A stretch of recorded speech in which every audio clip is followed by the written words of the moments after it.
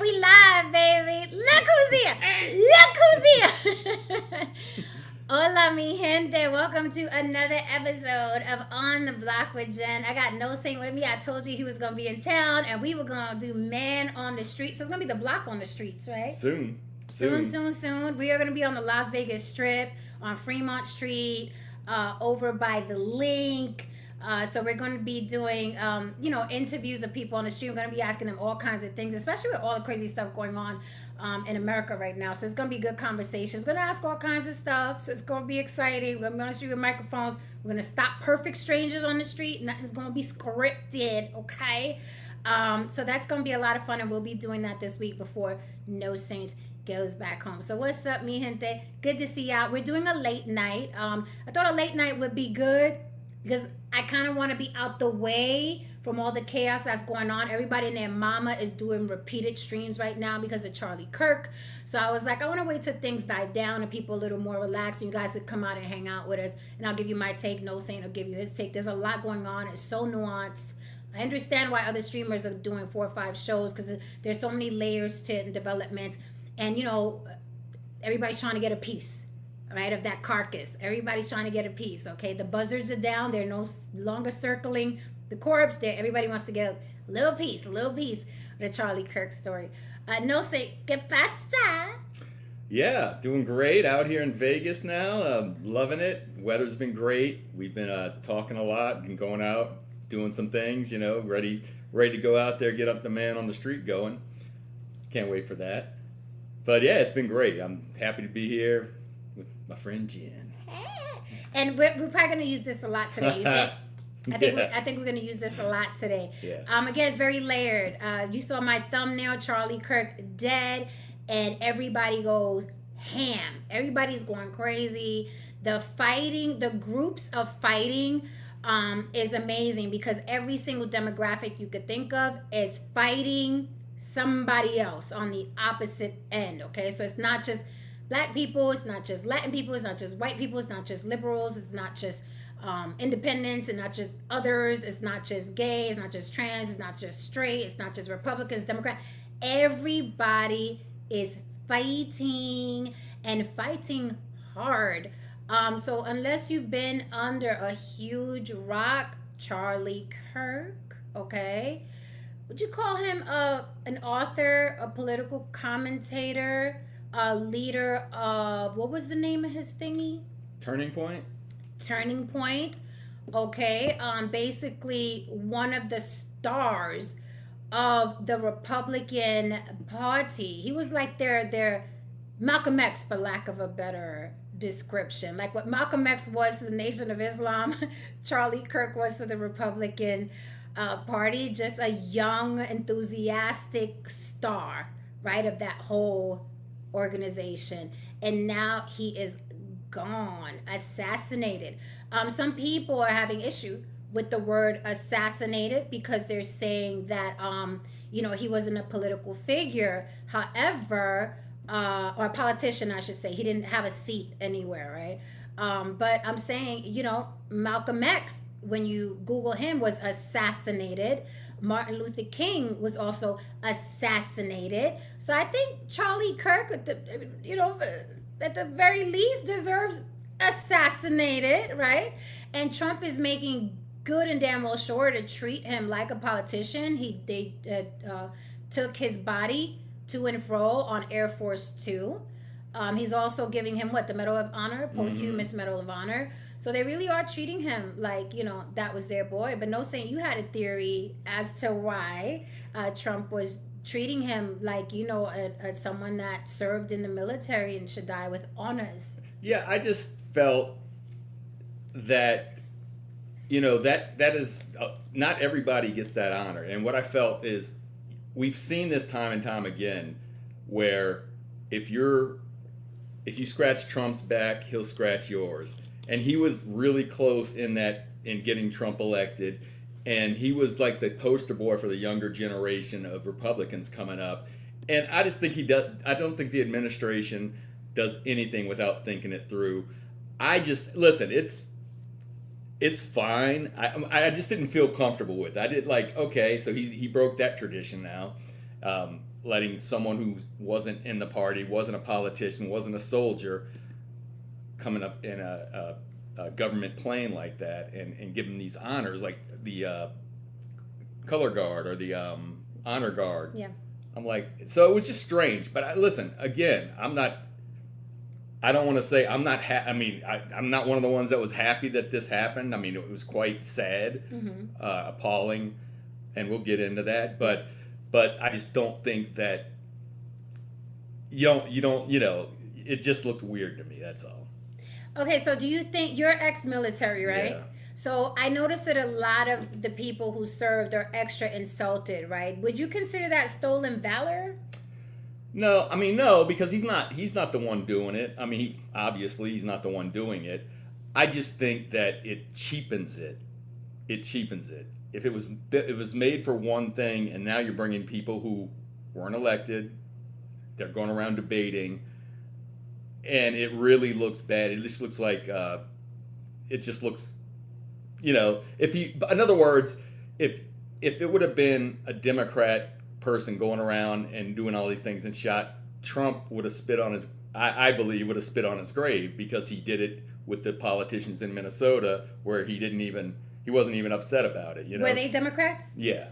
Yeah. So I just don't believe that he does that if this was just a regular person, or if this is somebody that wasn't really helping him along, That being said, I mean, the guy I believe he got assassinated. It's kind of interesting that people would say it's not an assassination. I mean, what would that word be used for? The person that killed him didn't know him, didn't ever meet him.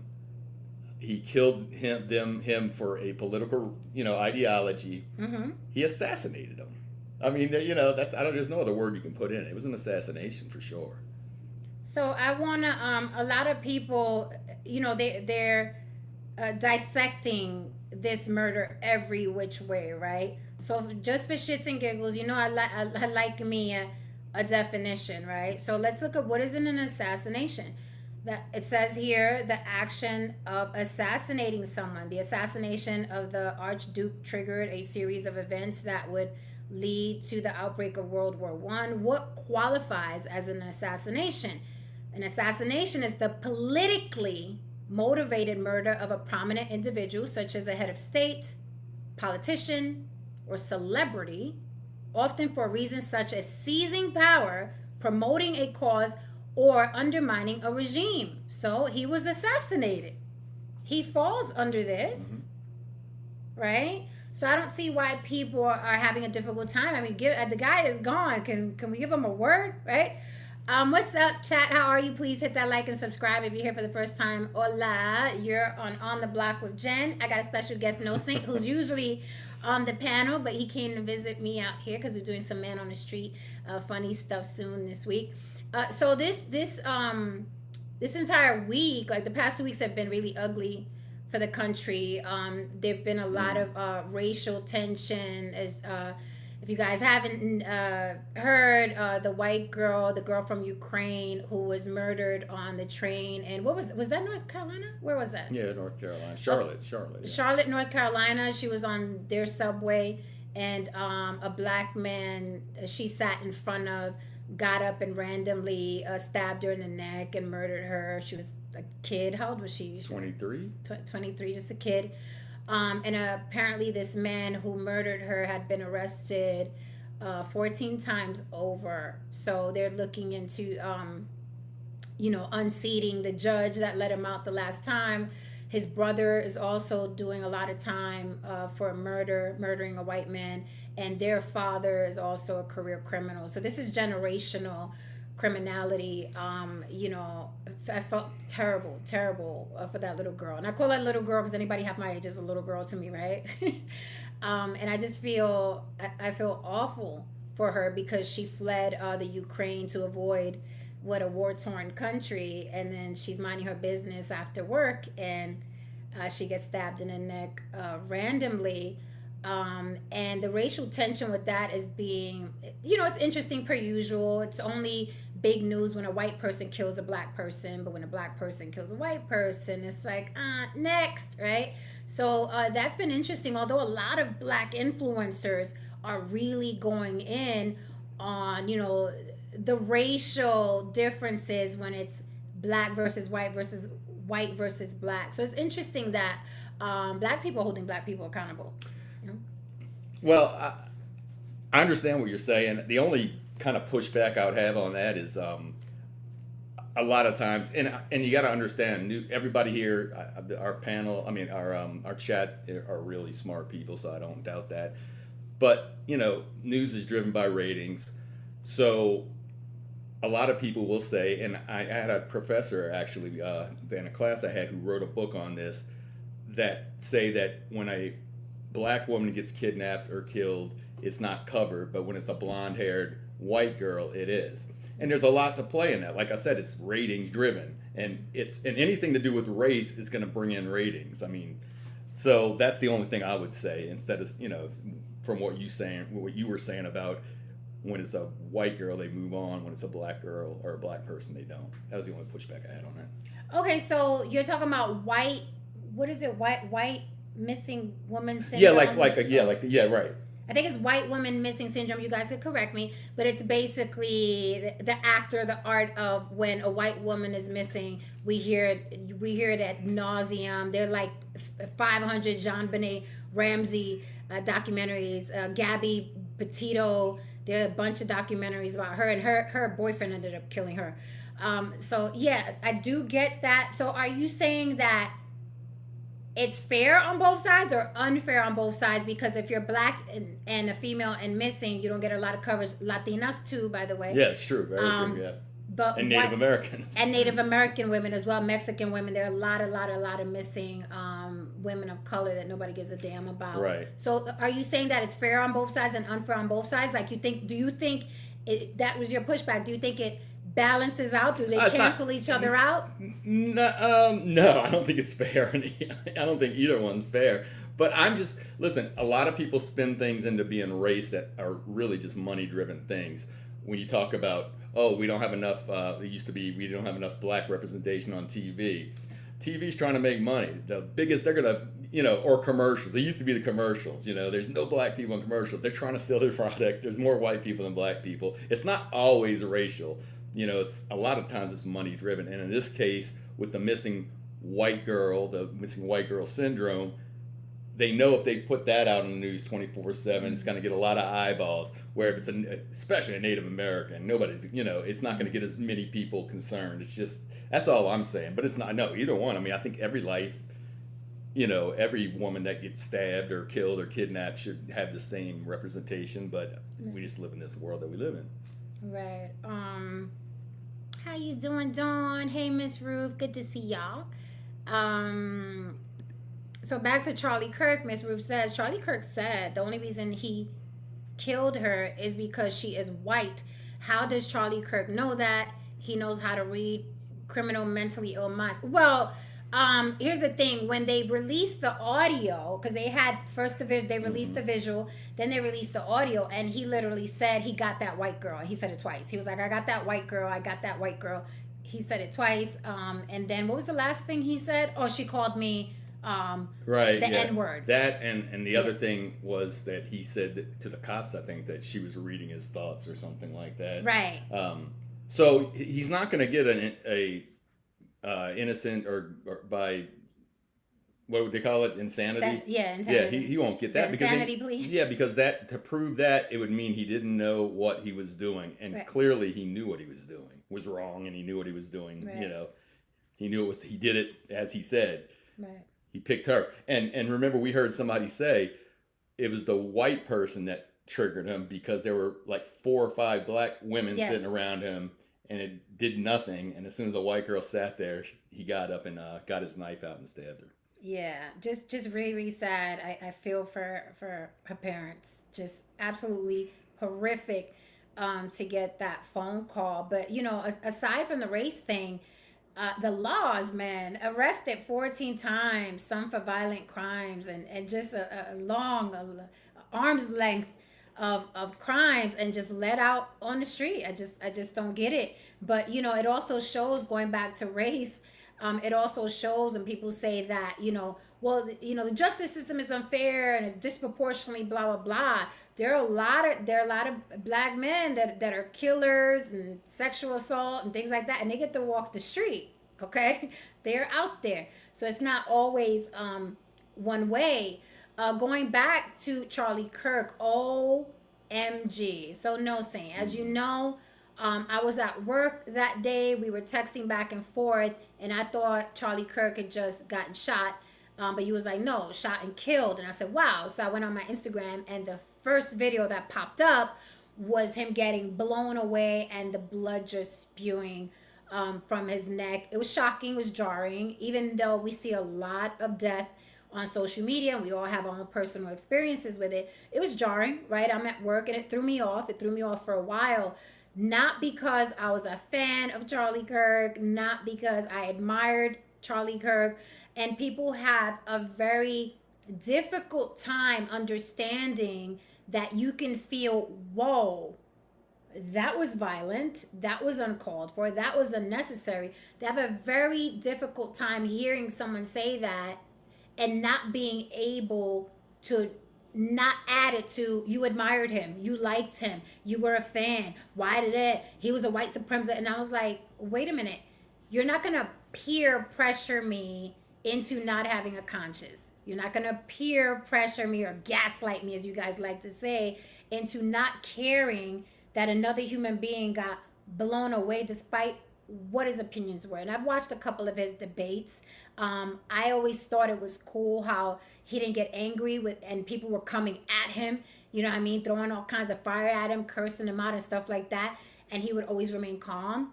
Or is there one or two videos where he went off on people? Yeah, but I've gone off on people, right? Sometimes you're tired, sometimes you're spent, sometimes somebody says something stupid. It's happened here on the block and you go off, right?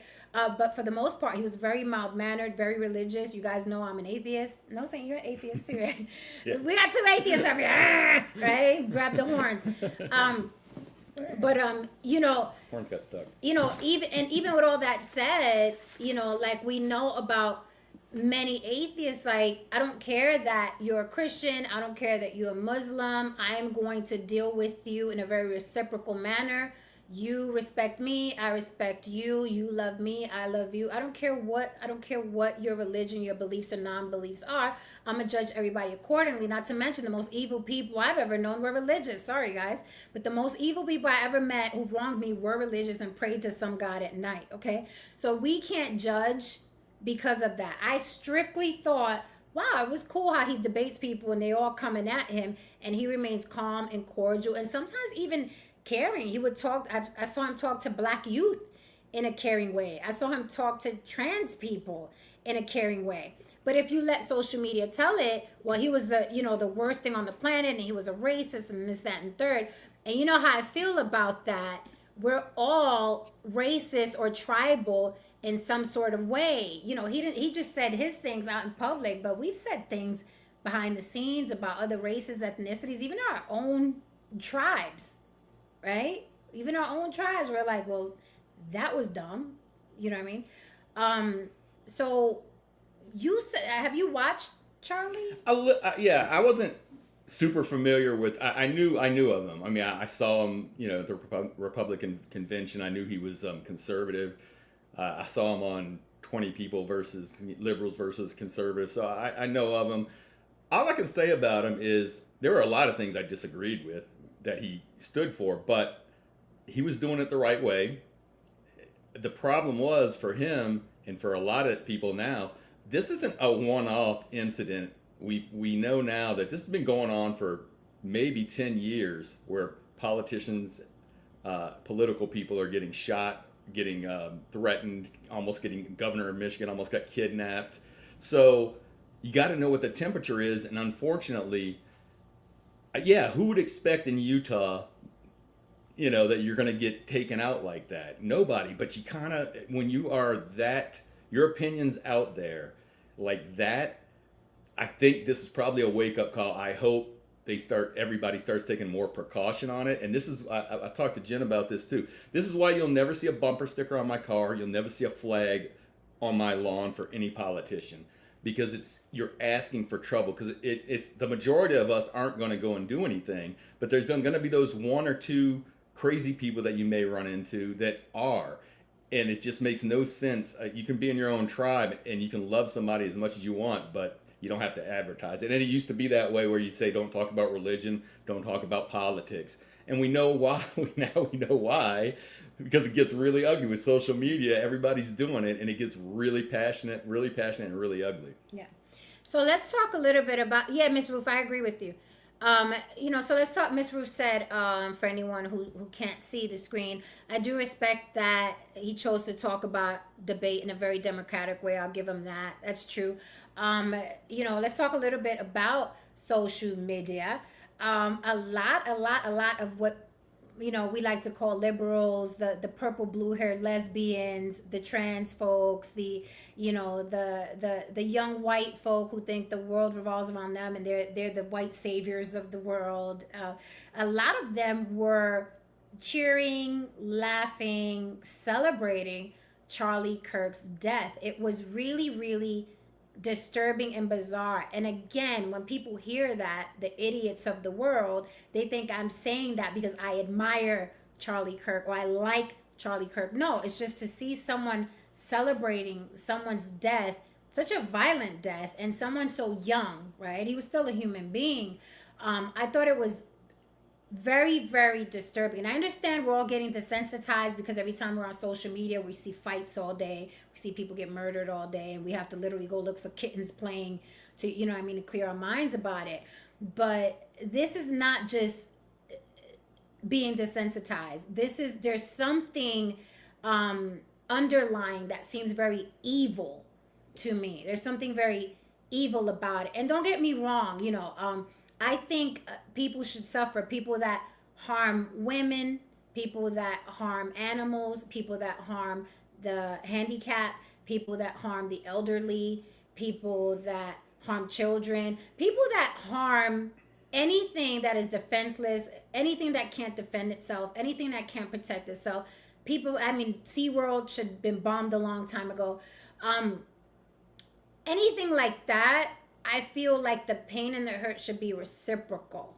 But someone who just has different political beliefs, I don't think should have a bullet in his neck, in front of a crowd of people, in front of his wife and his children. And nobody, and nothing he said about a black person, nothing he said about a Puerto Rican person is going to change my mind. He actually said about Puerto Ricans, if Puerto Ricans care so much, Puerto Ricans in the States, if Puerto Ricans care so much about Puerto Rico, then they need to move to Puerto Rico. I agree with him. The same way I agree with people constantly complaining about America. And I don't say it in a prejudicial or biased way. I say it in a very logical, common sense way. We all heard our grandmothers say it. Don't be where you don't feel welcome. That's where I'm coming from. There are flights leaving this country every single day. So if America is so horrible for you as a person of color, flights are leaving every day. And that's common sense. That doesn't come from a Republican place. That comes from, your grandma used to say it. Why are you there if you weren't invited? Why are you there if you feel uncomfortable? Why are you there if you feel they treat you bad? That's where it's coming from. So I'm not going to disagree with Charlie Kirk because it's a white person saying it. And that's what we do. We shut people down when they don't look like us. Get out of our spaces. Why are you talking about us? Because you're so loud about your situation. So I agree with him. If Puerto Ricans are so mad, then move back to Puerto Rico and help the island. I choose to help the island from here, right? So I can't disagree with him. That is just common sense. No, saying, what do you think about, all these people celebrating, especially on TikTok? I thought that was disturbing. It reminds me, I think it's a lot. First of all, they're still very immature, right? It reminds me of when I was 15 or 16, and I went to some football game, and when the other team's quarterback got hurt, I was happy. And my dad said, no, you should never be happy about someone getting hurt. As a 16-year-old, I was like, no, I'm happy. But now I'm older and I realize it's not worth someone getting hurt. That's a person. It's not just someone in a uniform that, because when you're young, they almost look like robots, right, like toys, equipment. Mm-hmm. And you have the colors, and that's my color, and who cares what happens to that? But then when you get older and you understand, and more mature, you understand, that's horrible. The problem is, this is even worse. It's much worse because this is someone getting shot and killed who has a family, and now you have the ability. I don't doubt that 25, 35 years ago, there were probably people, or let's just say we know when Martin Luther King got shot, a lot of white people were celebrating, right? So it's not any different from that, but now it's being broadcast. And let me tell you, if there's one thing I'm going to preach to my kids, I got to really think about is they don't do videos or anything like that. They haven't, but you got to tell them, look, these videos last forever. This could have repercussions 20 years from now because there's not really very much forgiveness when you are that callous and cruel, right? It's just it's really ugly. Some of it I think has to do with immaturity though. I mean, but these people, they're not 16 like you were. No, they're not. But I still think about like when the brain fully develops, and it's a different generation too. It is. It's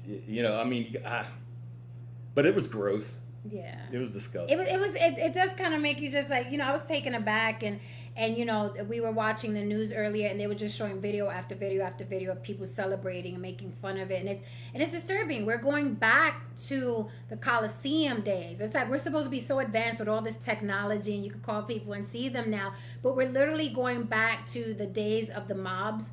We're going back to the days of the Coliseum where they would throw a man in there with a tiger and it's like, let's see what happens. And people are yelling for more blood and more blood. That is literally what we're going back to because it wasn't always that way. That stopped. That Coliseum stuff stopped. That gladiator stuff stopped.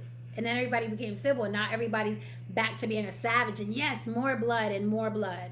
Well, yeah. And I like that, her comment right there, Tova. She's right. So it's not just young people doing it. And I always say, man, when I hear people get fired, I'm like, I don't feel bad for you. We know now that social media is getting people fired. I don't feel bad for them. I'm like, you felt the need to go on there and give your views out and whatever happens to you happens. But I will say this. We live in a world, and I mentioned this to Jen earlier, those things get amplified, right? Those TikTokers get amplified. And it makes it look like everybody's that way. It makes it look like all the left or all the people who are, left of center, they all are cheering for the death of somebody, which in reality, it's a very small percent. We have 340 odd million people in this country. Half of them, about half and half, it's close to half and half are Republican and Democrat. So that would mean you'd have, 150, 175 million people on the left that would there's not my point is that there's not that many people cheering for his death. It's a small amount that gets amplified, and that's with everything on social media. I disagree. No, say okay. I disagree because there are this is what thanks for the comment. Cash out your girl for a smoothie on the block with Jen scrolling on the bottom. Please hit that like and subscribe if you're here for the first time. What's up, baby? Stay take a seat. Stay a while. The reason why I disagree, is because I honestly think it's the opposite. I think they took a handful of. Have you been on TikTok? Try not to. Okay, so I think they took a handful of people that were doing it, but it's thousands. Because when one thing goes viral on TikTok and the addiction of wanting to be the content creator that's doing it too. I mean, there was a time when Kai Cenat, you guys know Kai Cenat, the streamer, very, very famous, popular streamer. He created a mob on 14th Street, Union Square in New York City, because he went on his stream and said, I'm giving away PlayStations. I remember, right. Okay? Created chaos. Yeah. So you can move people on social media to the tune of not thousands, but millions of people. So I don't think it's a handful anymore. Well, I think this is it goes viral, literally like a virus. There's a couple of things. Even if it's even if it's 10,000 people, to me that's a small percentage. It's a lot. If you put it on a street, it looks like a lot, but in the country's population, it's not a whole lot. But even that, you got to think what China is always doing, which is pushing the most negative things out there in the algorithm. And they wouldn't do that in China. They don't do that in China. But here, they want us to be divided. So they're going to amplify all those people. I mean, it's perfect for China to, it sounds conspiratorial, I guess, but it's true. They do. They push a lot of negative stuff on us. I was looking at some comments. Okay, I want to grab this one. What's that, David? Yeah, they are getting fired also. I mean, and you said earlier, right? Was it worth it? I hope it was worth it. People are getting fired for saying really dumb things. Miss Ruth says America has become insensitive, probably to death. Yep. If young children getting murked doesn't change laws to keep them safe, then Kirk's death is in vain. Nothing is going to change those gun laws in this country. No, America loves their guns, baby. They love their bars, stars, their eagles, and their guns. We also talked a little bit about this. This, to me, listen, Charlie Kirk did not deserve to get shot. He wasn't the one. He was, out of all the people that do these kind of podcasts, he was not the most inflammatory one, right? I mean, he a lot of times, like Jen said, he was very cordial. He helped people. Yeah. It doesn't even matter if he was, though. What I'm saying is this: the politicians, like, it doesn't matter if it's the Republicans or the Democrats, right? But the Republicans tend to think that it's only Republicans getting assassinated, and they come out and say this is the left's fault, this is the Democrats' fault. Right. We see it on both sides, but the thing is, it's their fault because they're the ones stirring the pot. They're the ones. Both sides are calling the other ones either demons or Nazis, right? These people are evil, they're godless, or they're Nazis. And now they don't like it because people are getting taken out. But this is their own making. The division, they divided the people because it gets people out to vote, it gets people passionate, all that negative. They have networks, all these networks that broadcast negative stuff. You can watch the different sides say totally different things with the same story. The algorithms, all these things. This is the politician's fault. Mm-hmm. And I don't want anybody to get shot, and especially not Charlie. Mm-hmm. But this is, when it comes down to it, it's their fault that their people are trying to go to their house and blow them up. I'm not saying the individual, I'm saying as a whole. Mm-hmm. It's where we've come now. It's just, it's kind of the making of the politicians themselves. Yeah, I see Jabari in the back. Jabari, I hope you got some light on you. I don't want to talk to you looking like you're in the witness protection program. David says both sides needed to relax with the rhetoric. It's embarrassing. It was too soon. His body wasn't even cold before the celebration. Yeah, it was really disgusting. It was gross. It was disturbing. It was really disturbing. Like, wow, we're back at the Coliseum. Let's get Jabari up here. I know he had an opinion on this. Yeah, it is a weird time. Very, very strange to witness. And again, this was how humans used to be back in the day. And listen, this is kind of repeating something we heard earlier, but to remind everybody here that Donald Trump Jr. made a joke when Paul Pelosi got hit in the head with a hammer. Mm-hmm. So you might have not seen mass. And also, I work in a very conservative Republican state, and nobody was feeling sorry for Paul Pelosi. Right. It wasn't like, in fact, I don't think anybody even mentioned it at work, So, yeah, I understand what you're saying, but that's like I said, it's tribal, it's playing for your team, and people hate Nancy Pelosi. Yeah. So I'm sure if she got killed, people would be celebrating. Yeah. Jabari, just give me a thumbs up when you're ready, and I will pull you up here. Okay, he's coming back. Don Levon says the Republicans calmed down a little when they found out the shooter was white. I don't think they calmed down at all. And I actually think we all thought he was white. Yeah. Like, I didn't think he was any other race. No.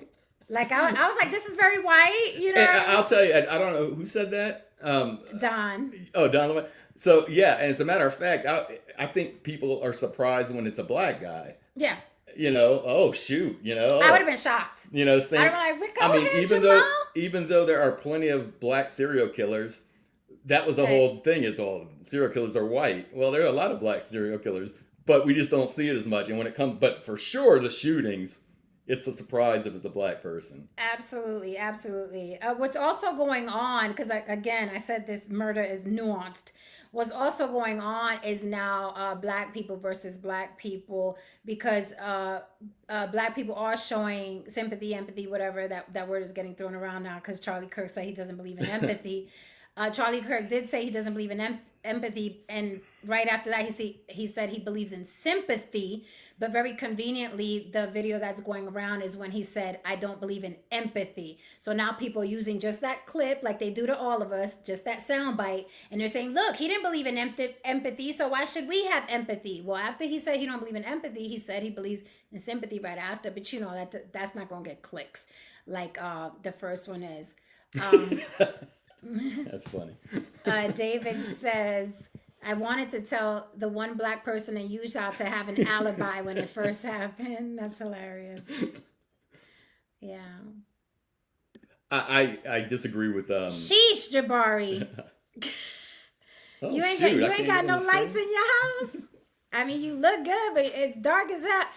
Jabari, turn a light on and turn to it, damn it. I can't hear you. Oh, I can't hear. Turn on your mic. Come on, Jabari. Give us some light. Looking like you in the witness protection program. Who's after you, Jabari? Who after you, Jabari? Jabari having technical difficulties. Don, oops. Jesus. Yeah, I know I gotta move everything around. There we go. There you go. There you go. Is there any way you could turn around to the light that's shining behind you? Go towards the light. Go towards the light, baby. Go towards the light. No, it's worse. You have to turn your body towards the light. Can you do that? Because now you made yourself darker. Yeah, you got the light behind you that's gonna dominate. Yeah. I don't know if you have a light in front of you can turn on, maybe, but can you turn this up? Can you turn your body like towards the light? Because it would be perfect. There, though. What's up, Nighthawk? Salute, baby. Is there any light? Or is there any? Just turn on the light, Jabari. Get up and turn on the light. Turn on the light. Turn on the light, baby. Don said, "Yep, I can." Lights. And light a candle. Hold on. Okay. Michelet song. You remember that one? Michelet? Before you turn out the lights. No. Back in the 80s? Oh, I'll play it. Okay. Play it for me later. I'm not going to sing because I can't sing. Okay. We can try. Okay, so as I was saying, black people are showing sympathy or empathy, whatever pathy you like. And other black people are really, really mad at them, calling them coon and saying that they're crying for massa.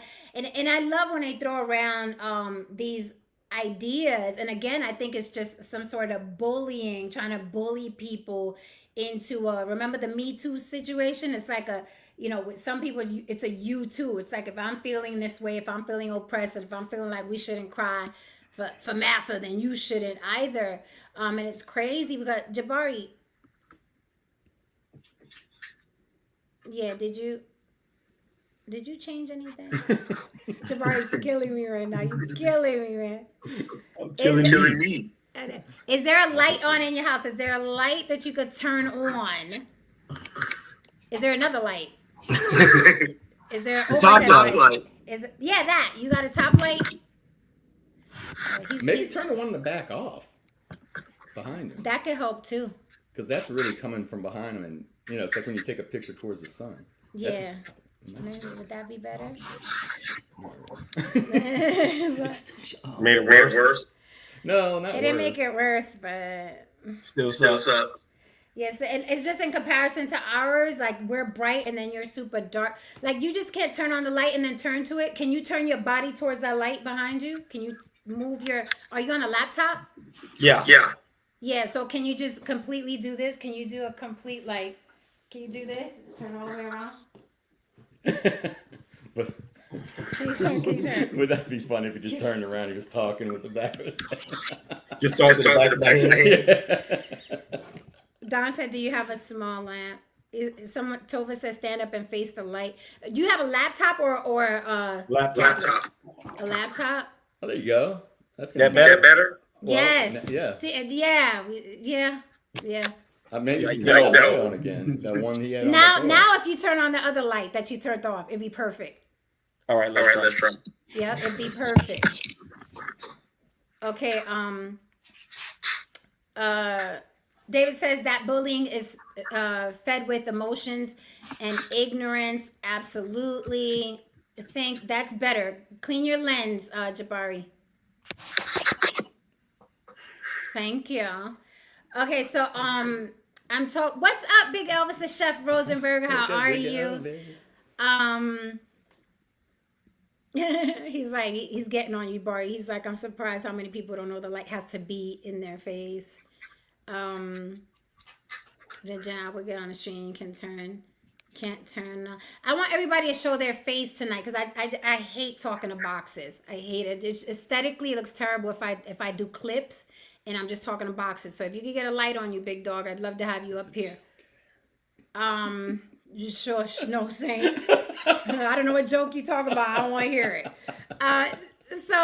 All right, so we're talking right now. I want to stay on this point and get through it really quickly. Just basically how Black people are not allowing other Black people to say, "Hey, that assassination was pretty messed up." I hear, and it's vitriolic. Like they're calling these people coons and saying that they're crying for massa and he didn't like Black people. He wasn't for the people and Charlie Kirk, I think, was across the board, right?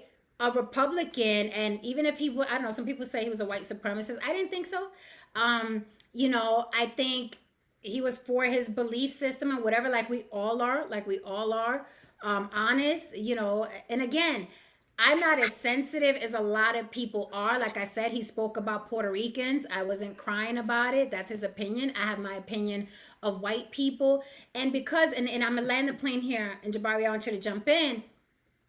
See, Black people get extra injured when white people say something about them. I mean, extra injured. It's a bigger trigger than when someone Black says something, right? It's a bigger trigger. And it's because they feel somewhat underneath white people on their own. Before white supremacy is doing systemic oppression and all that stuff, there's an engram, kind of like an insecurity, and some trauma of being Black in America. So when a white person says something, it's like, hey, what do you know what I mean? I don't have that. I don't see white people as being supreme. Sorry, no saint. I feel like I'm supreme to you, right? I don't burn in the sun. No, I'm joking. We're making jokes, but I just didn't grow up in a household where I was constantly hearing, from my parents or grandparents that white people were superior and white people were out to get me, right? I didn't even take white people seriously. The first time I saw white people was on TV or at my school. So I never saw white people as these gods that were, running America. I just didn't. So, when I hear a white man say something about Puerto Ricans, I'm like, I don't give a fuck about you or your opinion. Like I'm not insulted for my people, for the Puerto Ricans. Like I'm just not. You have to really be something important in my life for you to injure me with an insult. And like I said, I agree with what he said about Puerto Ricans and Puerto Rico. Fuck what you heard. Jabari, what do you think of all this madness? I know it's a lot to process and it seems to keep getting worse and worse and worse. What's your perspective? You did say you voted for Trump. Were you a fan of Kirk? Yay, no, maybe so? I like his. This isn't too loud, is it? No, it's fine. Okay. I liked his approach. If you have an opinion and you disagree with someone, you don't run in a corner. You don't run in an echo chamber. You go to those people. You give your position, and you tell them to give their position and try to change your mind as you try to change their mind. Tell me what's wrong with that. Tell me what's un-American about that. Tell me what's immoral about that. At no point did no one can say he did a thing that is violent. He did a thing that hurt someone else. I don't mean hurt your feelings, because no one gives a damn about your feelings. This Gen Z, Gen Alpha, feel good, get a trophy crap is just that. Because if you leave the country, and I recommend people travel to all of these countries that you think is so great. See, I've been on 5 continents. So I can tell you, the world is a mean place. It's a harsh place. It's a place where might makes right. And we sit here, the most privileged people in the history of the planet. I love to hear black people talk about white privilege when you've never been to Eastern Europe, when you've never been to Southeast Asia, when you've never been to Africa. You have no concept of what poverty is. You have no concept of what struggle is. When you've never spoken to someone who's Chinese and listened to them speak about Japanese. When you've never listened to people in the same country, for example, Rwanda, they don't see themselves as Rwandans. You're Hutu or you're Tutsi, and they hate each other. These are black people. When you're in, the last person talked about the gypsies. They call themselves Roma, by the way. When you're in Germany or Poland and you hear about the Roma, or when you go to Slovakia and you see how the Muslims and the Christians hate each other. But people here sit under the bastion of the most privileged society in the history of the world and kill each other over thoughts, over opinions, and then to joke and laugh.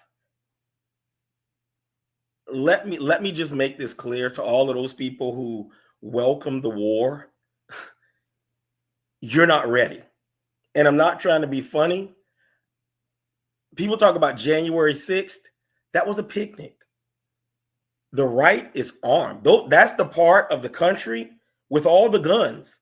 That's the part of the country that the military vets are a part of. They grow your food. They mine all of your rare earth, your minerals. Those are the people that supply your power. Those are your coal miners. West Virginia is a state that's 80-20. That's your coal. But despite your thoughts on solar and nuclear, I'm a nuclear guy myself. Despite your thoughts, the U.S. power grid is run on coal and natural gas. You don't want this fight. And the left, I appreciate what you've been saying on here in the time that I've been here, but this has been one-sided. Like I hear people reference the senator in Minnesota. Though that lady and her husband were shot because she voted with Republicans. She was shot by a person who was a former staffer of the current governor and previous vice presidential candidate of Minnesota. So the violence is coming from one side. But you know what? The violence makes sense. The violence makes sense because if you had the opportunity to go back in history and kill Hitler, would you? Would you? Because Donald Trump is Hitler. So everybody who follows Donald Trump is the Hitler Youth or their Reinhard Heydrich or their Eichmann or their... Think of the insanity of what we say.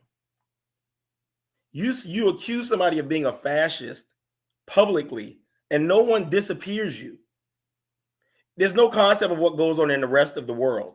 See, what these people need to do is watch people in countries like Iran. There was a woman in, I want to say she was in Cuba. She was broadcasting live and they disappeared her on camera. Look it up.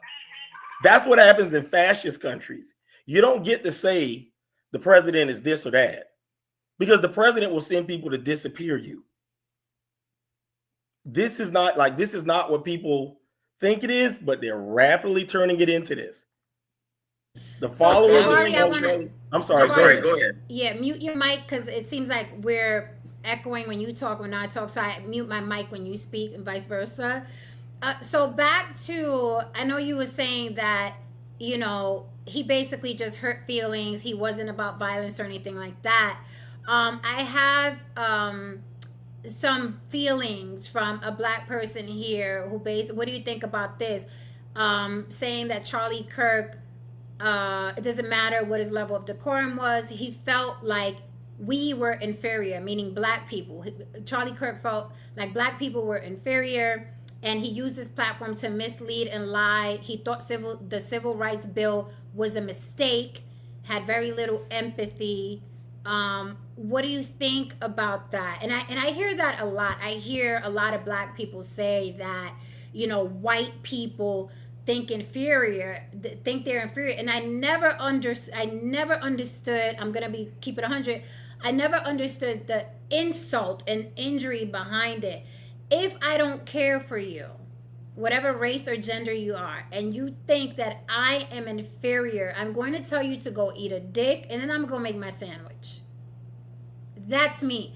What is all this injury about? And these are people who are established, successful. These aren't people broke working at McDonald's. These are men and women complaining about Charlie Kirk hurting their Black feelings, who are successful in their own right. Why do white people just talking have such a huge effect on Black people, even when they're successful? I'm sorry. I think it's silly and very, very childish. What do you think about that? And what do you think about Kirk saying the Civil Rights Bill was BS? Again, those are comments taken out of context. They asked about the effects of the Civil Rights Movement. He was speaking, if you look at that entire debate, the exchange in that debate, he was talking about the effects on the culture, the effects of Black people as a whole. He talked about the inadequacies of the 1964 Civil Rights Act. And all you have to do, if you take snapshots in time, and I've mentioned this before, between 1870 and 1950, Blacks closed the wage gap, the poverty gap, the home ownership gap with whites at a rate that we haven't matched since. If anything, between 1960 and about 2000, the wage gap expanded. The poverty gap expanded, and it did so with the destruction of the family. So the correlation, the point that he was making was not that, oh, equality is bad. And the people that say he didn't like Black people, he hated Black people, you guys realize that he's the person that bankrolled the Black Leadership Summit. Did any of these people who make that statement know that? In the Black Leadership Summit, he showed up and he said, I admire Black conservatives more than anyone in this country. He says, because you get it from both sides. He said, you have people who think that you're disingenuous on the right, and yet you remain conservative. And you have people that call you the most racist, vile names, as we're seeing now from your own community. See, a white person can say, I'm conservative, and be German American, and be Jewish American. We're the only people who feel the need to racially insult each other for political thought. When if you look at the history of the Democratic Party, the question is, why are you Democratic? All throughout the history of the Democratic Party, they resorted to violence. So I don't fault a person for whatever their political belief is or is not. But I do have a problem with the level of ignorance that's being shown. I had a conversation with my mom today. She posted something from Occupy Democrat on her Facebook page. And I was just strolling, and I happened to be sitting next to her. I said, that's false. That's false. That's taken out of context. That's an outright lie. But if you don't know, you don't know. My mom said, I saw the comment, and I went and pulled up the entire debate. I said, do you still think the same thing? She took a 5-second clip of a 15-second TikTok from a 10-minute exchange. And that was the basis of her opinion. And I would argue that that's the basis of the opinion of most of the people who are upset. All right, so Jabari, real quick, I want to grab these two real quick. Don says white people insult white people for their political beliefs a lot. That is true, Don, but black conservatives get it from both sides. You get it? Like, a white person can insult a white person and it'll stay between them. But when a black person is conservative, they got white people going after them and then black people going after them just as bad. Okay? So they're getting racism from here and like interfighting racism. You're a coon, you're this, you're that, and the third. Also, I don't want to be disingenuous, okay? I find this comment interesting, Sheldon. He says, which is exactly, Jen, why black people should not be disparaged when they say they feel indifferent or don't care or won't mourn Kirk's death, okay? They're not being disparaged. The people that are being disparaged, let's be intellectually honest here. The people that are being disparaged and are black are the people saying that Charlie Kirk should not have been murdered. Those are the people being disparaged. No one's disparaging the black people that don't care. The people that are being disparaged are the people that are like, hey, understand we didn't agree with him, but he shouldn't have been murdered. They're being called coons, house Negroes, traitors. They crying for massa simply because like I said, some chick called me a coon because I was like, that was really messed up. Was that really called for? Because we all have opinions. And if it's okay to murder somebody because they have an opinion, then anybody can be murdered. Black, white, purple, green, yellow. If I disagree with you, then anybody can take a bullet to the neck then. If that is what we're okaying and championing. No one's disparaging black people that don't care. They're disparaging the people that are saying, this is messed up. I don't want to be intellectually dishonest. I know Saint, you had I got a few things I want to say. Okay. So I'm going to push back on what Jabari said about it's only coming from the left, the violence, because we can go back to the it comes from both sides. We can go back to the Arizona politician that got shot. We can go to the governor of Michigan they had a plot to kidnap her. We can go to January 6th. That was all right-wing people. And and also the person that tried to burn down the governor's mansion in Pennsylvania. It comes from, it'll never be just one side. I know it's both sides. Another thing I want to say is when I agree with you that if there's a lot of words that get thrown out there that lose their meaning. So calling Trump Hitler, it's overplayed now. And I don't think he's Hitler. I think there's only one Hitler. But we can't ignore the fact that Hitler attacked the press.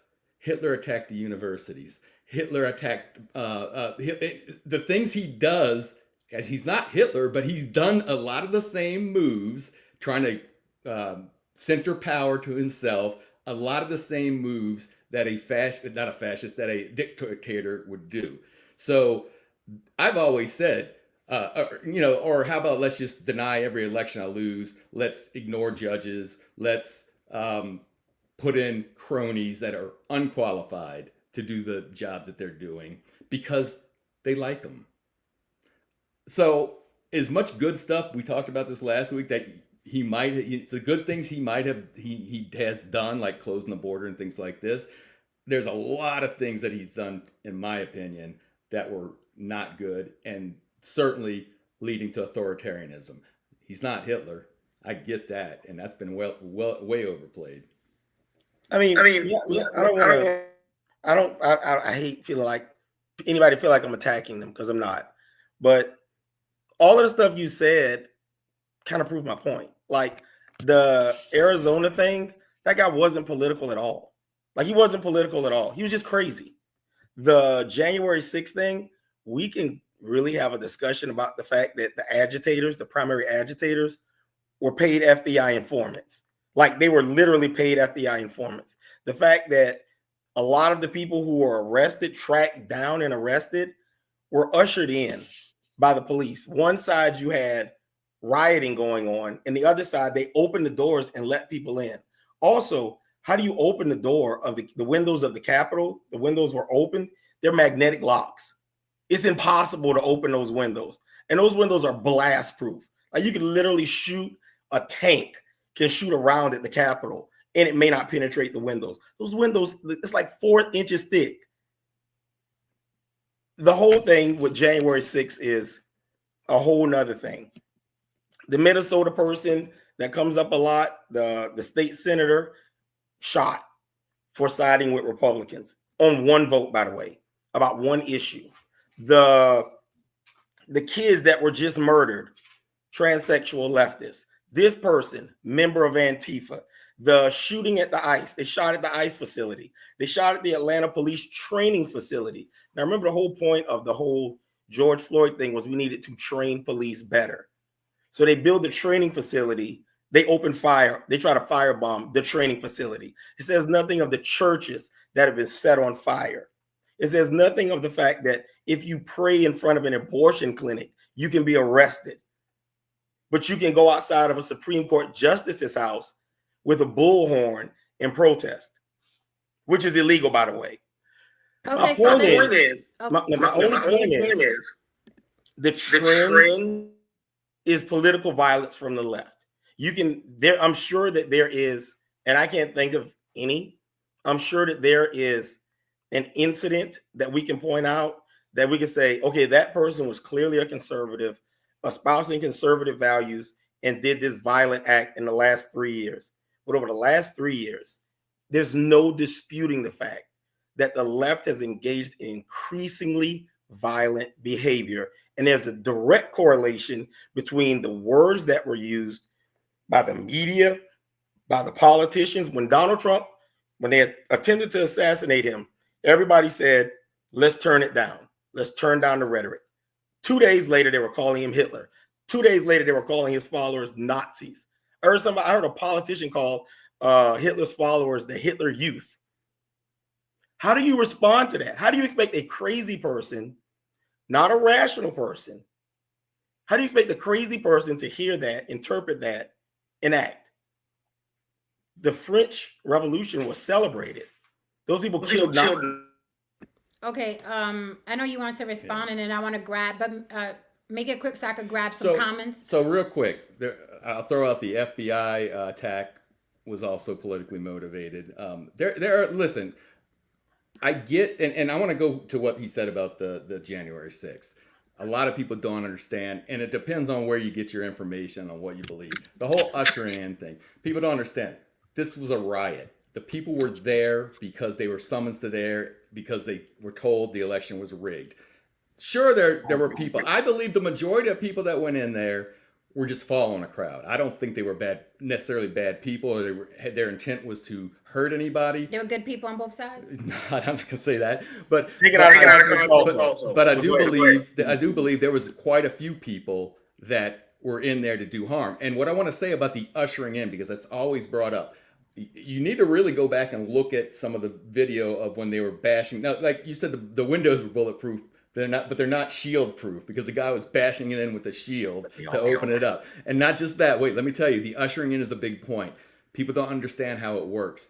When you're overwhelmed like that, you have less police officers that can control the crowd.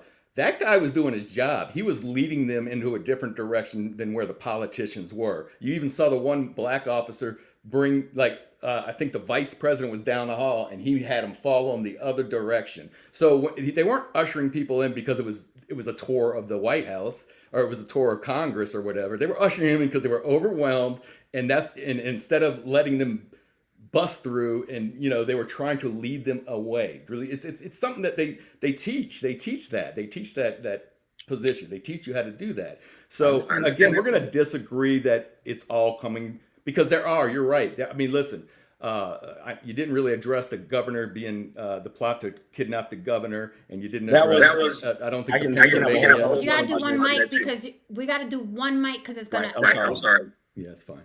But that's all I'm saying is this is part of the problem I had right after Kirk got shot, was immediately politicians were going political on it. Like, this is their fault. Well, if you want to turn it down, you don't blame the other side immediately after something that's so inflammatory. You say we need to turn it down, but they put blame on one side. All you got to do is go listen to any right-wing TV, and they're constantly demonizing people. That's what they do, and that's what the left does too. So let me ask this to both of you, and then I really want to grab this comment. Do you think that the hate and the violence and the rhetoric, do you think it's equal on both sides, or is someone leading the way? Well, I think, okay, the FBI statistics saying the biggest threat to the country are far right. I have to disagree today. I think it's both far right and far left are both equally as dangerous to our country. So, but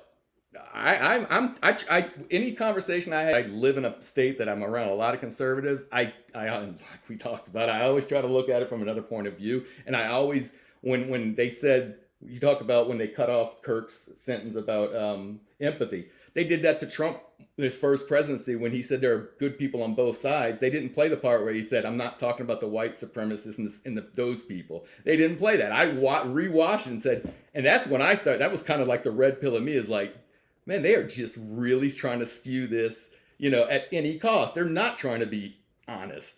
So, so anyway, that's one. Okay. Yeah. Can I address that comment that you just pulled up? Black people desire to be accepted in society.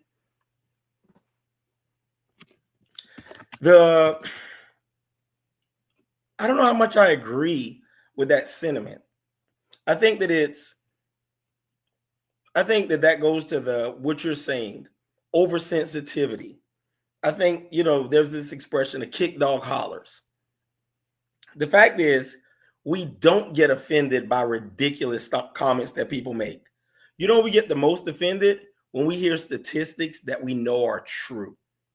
When we hear things like most violent crimes, or proportionally, blacks commit 6 times more crime than white people. Proportionally. And guess what? It's true. When you hear 40% of murders in this country are committed by young black men, 40% committed by 13% of the population. It's true. And those are the things that offend us because they hurt. The truth hurts far more than a lie. And it causes a hypersensitivity because the person says, I'm not like that. My family's not like that. But you're classifying me like that. It's like what Charlie is. I actually went back when we talked and you told me you were going to do this topic. I spent like 4 hours just watching as many of the Charlie Kirk, and Jen, I don't have time like that. As many Charlie Kirk of those debates as I could find. I found as many as I could. And I tried to dig in. I looked for the ones that people were highlighting the most. And I looked at the entire exchanges. The man says things that could be inflammatory. But the fact is, most of the things that he said that offended people the most were the things that were true. Okay, so on that note, I have to wake up. Welcome, Damon Dan, back to the block. Good to see you, sir. What's up, girl?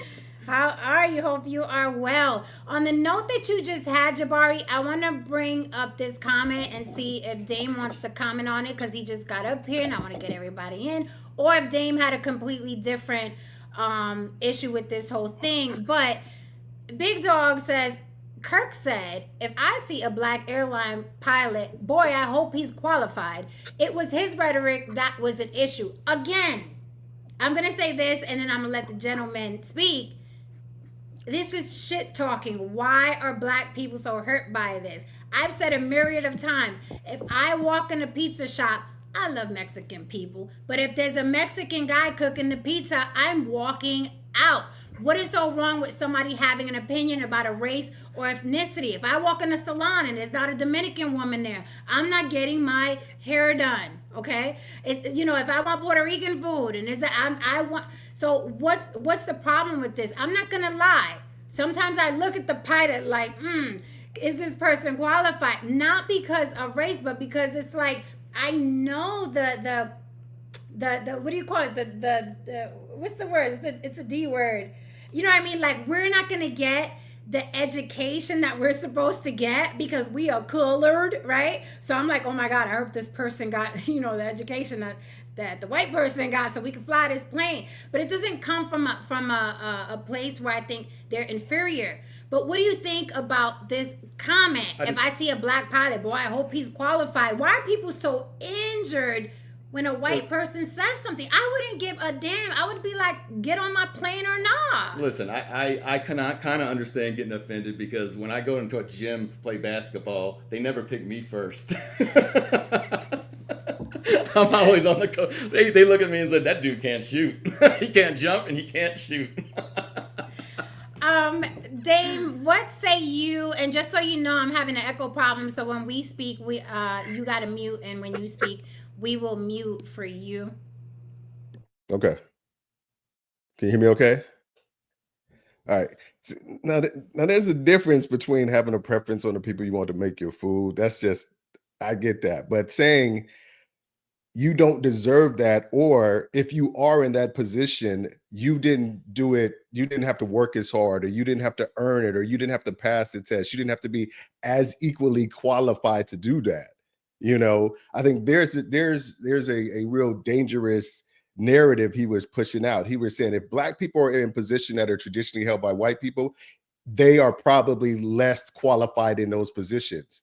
And which I think is unfair because there's no, you black, come into the pilot training program and here's your black textbook, so you can pass with, you don't have to get 100, you just got to get a 62 and you can pass. Oh, you don't have to have the flight hours. You just got to have, they didn't have any special accommodations for black pilots that they did. So when you're saying that, you're saying this person, even though the FAA has deemed this person worthy and has passed all the tests and regulations, you're saying, nah, there's no way this person could have passed it without some help, or even worse, what he said, taking a white person who really deserves its spot.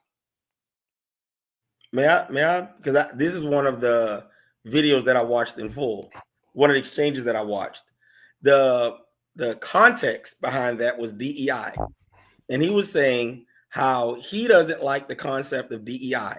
And he was saying that in DEI, what they do is they lower the standards. They lowered the standards to create opportunities for people who otherwise shouldn't qualify. And he said, I don't have a problem with a black pilot, but if I see a black pilot on a plane, I hope that he's qualified. I shouldn't have to think that because of DEI.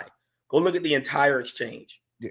DEI has nothing to do with lower standards. It has to do with access. That's absolutely not true. DEI stands for diversity, inclusion, equity, inclusion, and access. They always cut off the A. There's DEI A. Listen, because I am a. I'll tell you. I'll tell you. It's not that you just go and grab any person of color. And 2 points. Number one, he always made DEI a black and white thing. He said DEI was the thing that helped black people get into positions that were should have been held by white people, even though people who benefit most, the group that benefited most from DEI was white women. That's just the way, that's just true. Mentioned that a lot of times. But then he always made it a black and white thing. And he even said, if you watch that 20 verses 1, he said, name a situation where it wasn't about color. It wasn't DEI in any form or fashion, wasn't about color. He said, yeah, when white women were taking advantage of it. And he had nothing to say that because he wanted to be, here's how these black people that are succeeding, they got to be taken. If you're succeeding, that means you're taken away from a white person who's more deserving. That's what he was saying. That's what people were so inflamed about or what have you.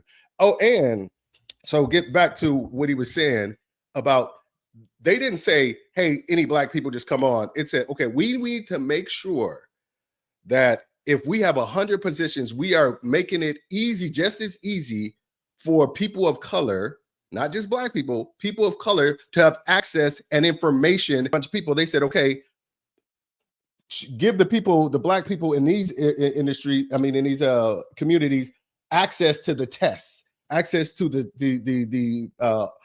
to submit the applications. And if they meet our standards, yes, we want a diverse campus because that's society. The problem is that's in theory what should have happened, but it's not what happened. Especially on the university level, especially in federal government jobs, what you had was, and it's not just, the standards weren't lowered just for black people. And this is the issue. The standard was lowered across the board in an attempt, in my opinion, this was an incredible act of racism against black people. Instead of saying, we're going to go out and actually find the qualified black people and give them an opportunity, the positions were, we're just going to drop the standards to what we think are low enough for black people to qualify. And if you look at admission standards, that happened. If you look at the military, and when we talk about the military, when we talk about most of these things, you're right. White women, and I've said this on a panel with Jim several times, white women are the largest beneficiaries of DEI, of affirmative action, of all of those types of programs. It's white women who have actually made the most gains. And ironically appreciate it the least. But the fact is they do lower the standards, and they hide the fact that they lower the standards by lowering it for everyone. So you do create a situation where it is possible to have a person who got into the program that was less qualified. Now, I will agree with you, generally speaking, regardless of who gets into the program, you still got to pass. Like, you still got to actually make the grade. You still actually have to do what you have to do. So I agree with you on that regard, but I'll give you a little bit of background about me. Coming out of high school, I had the highest SAT in my class. I was an athlete. Okay grades. I didn't have great grades. But I was considered a smart athlete. I got into a lot of schools all the schools I applied to, and some I didn't. And a lot of scholarship offers. I got those offers because I was an athlete with over 1,400 on the SAT. That was a good athlete with those scores. I had students tell me, I remember this one white girl that I was in school with, not a problem. We got along. You know, we weren't friends, but we got along. She said, I don't understand why you're getting so many more scholarship offers than me. And this white kid was like, oh, it's because he's black. And I had to tell them both, which was, no, it's because my SAT score is 400 points higher than yours. And I'm the captain of the football and the track team. Okay. The argument that people can take from that is there are qualified blacks that are out there, and DEI, just like affirmative action, really didn't make an effort to reach those qualified blacks. What they did was they said, let's just get some blacks.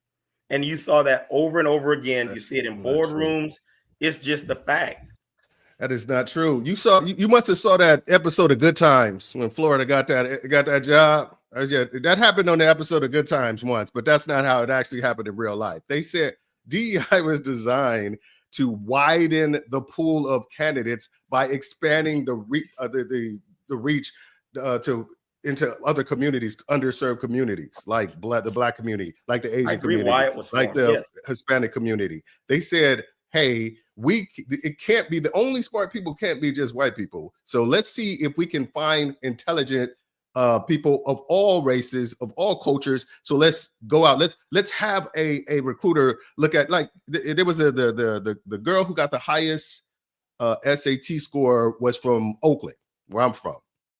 It was this Nigerian girl. She got like $1 million worth of scholarships and stuff like that, and what have you. They said, okay, let's go see her.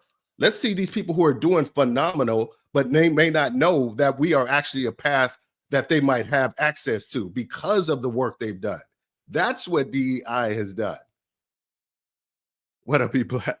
What you call that's what it did. It didn't say. I mean, what you're saying, unfortunately, is the rhetoric that white people who didn't get in say to justify the fact to make them feel better about getting beat out by a black person. Yeah, they're saying, oh, sorry. Yeah, they're saying, oh. Okay, go ahead, Jay.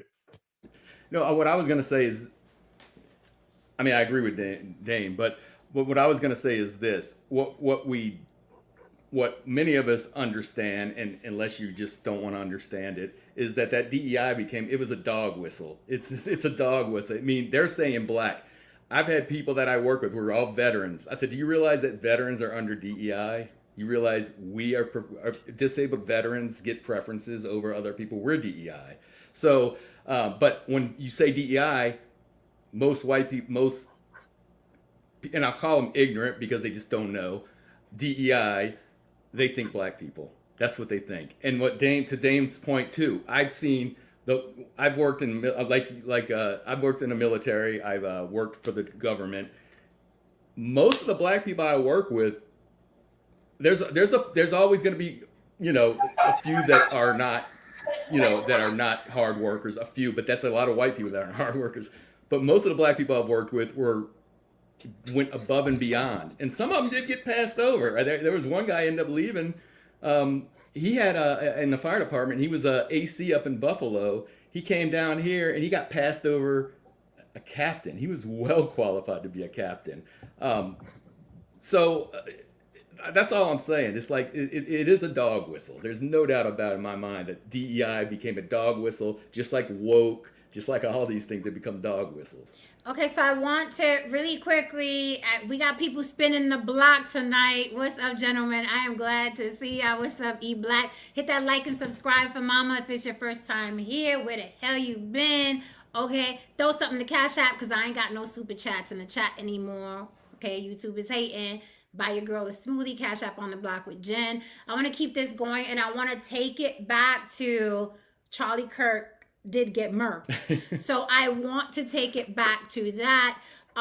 Dame, you haven't spoken on that. E Black, you haven't spoken on that. I really want to get into, okay, he said this rhetoric. He says some things about black people. He says some things about trans people. He says some things about gay people. He threw Jesus and God around a lot. So I'm glad that the preacher's in the building. E Black, how you?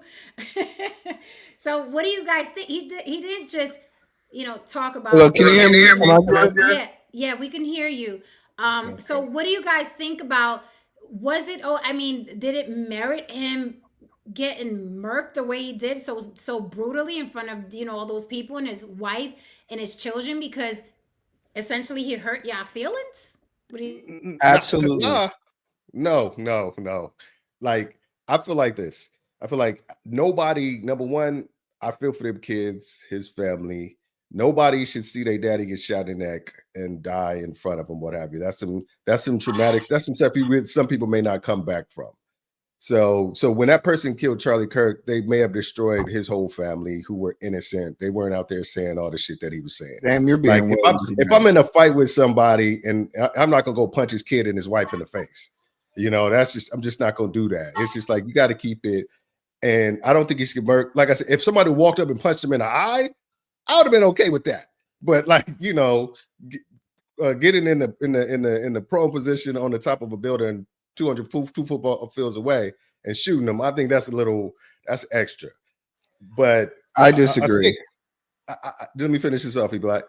I just feel like, though, but you got to know that some people, when you say stuff that's inflammatory, you say stuff that people feel like is a danger to their way of life or their or idea of the way life should be, you may get punched in the face or you may get shot from 200 miles away from on top of a building. So you have to decide if it's worth it.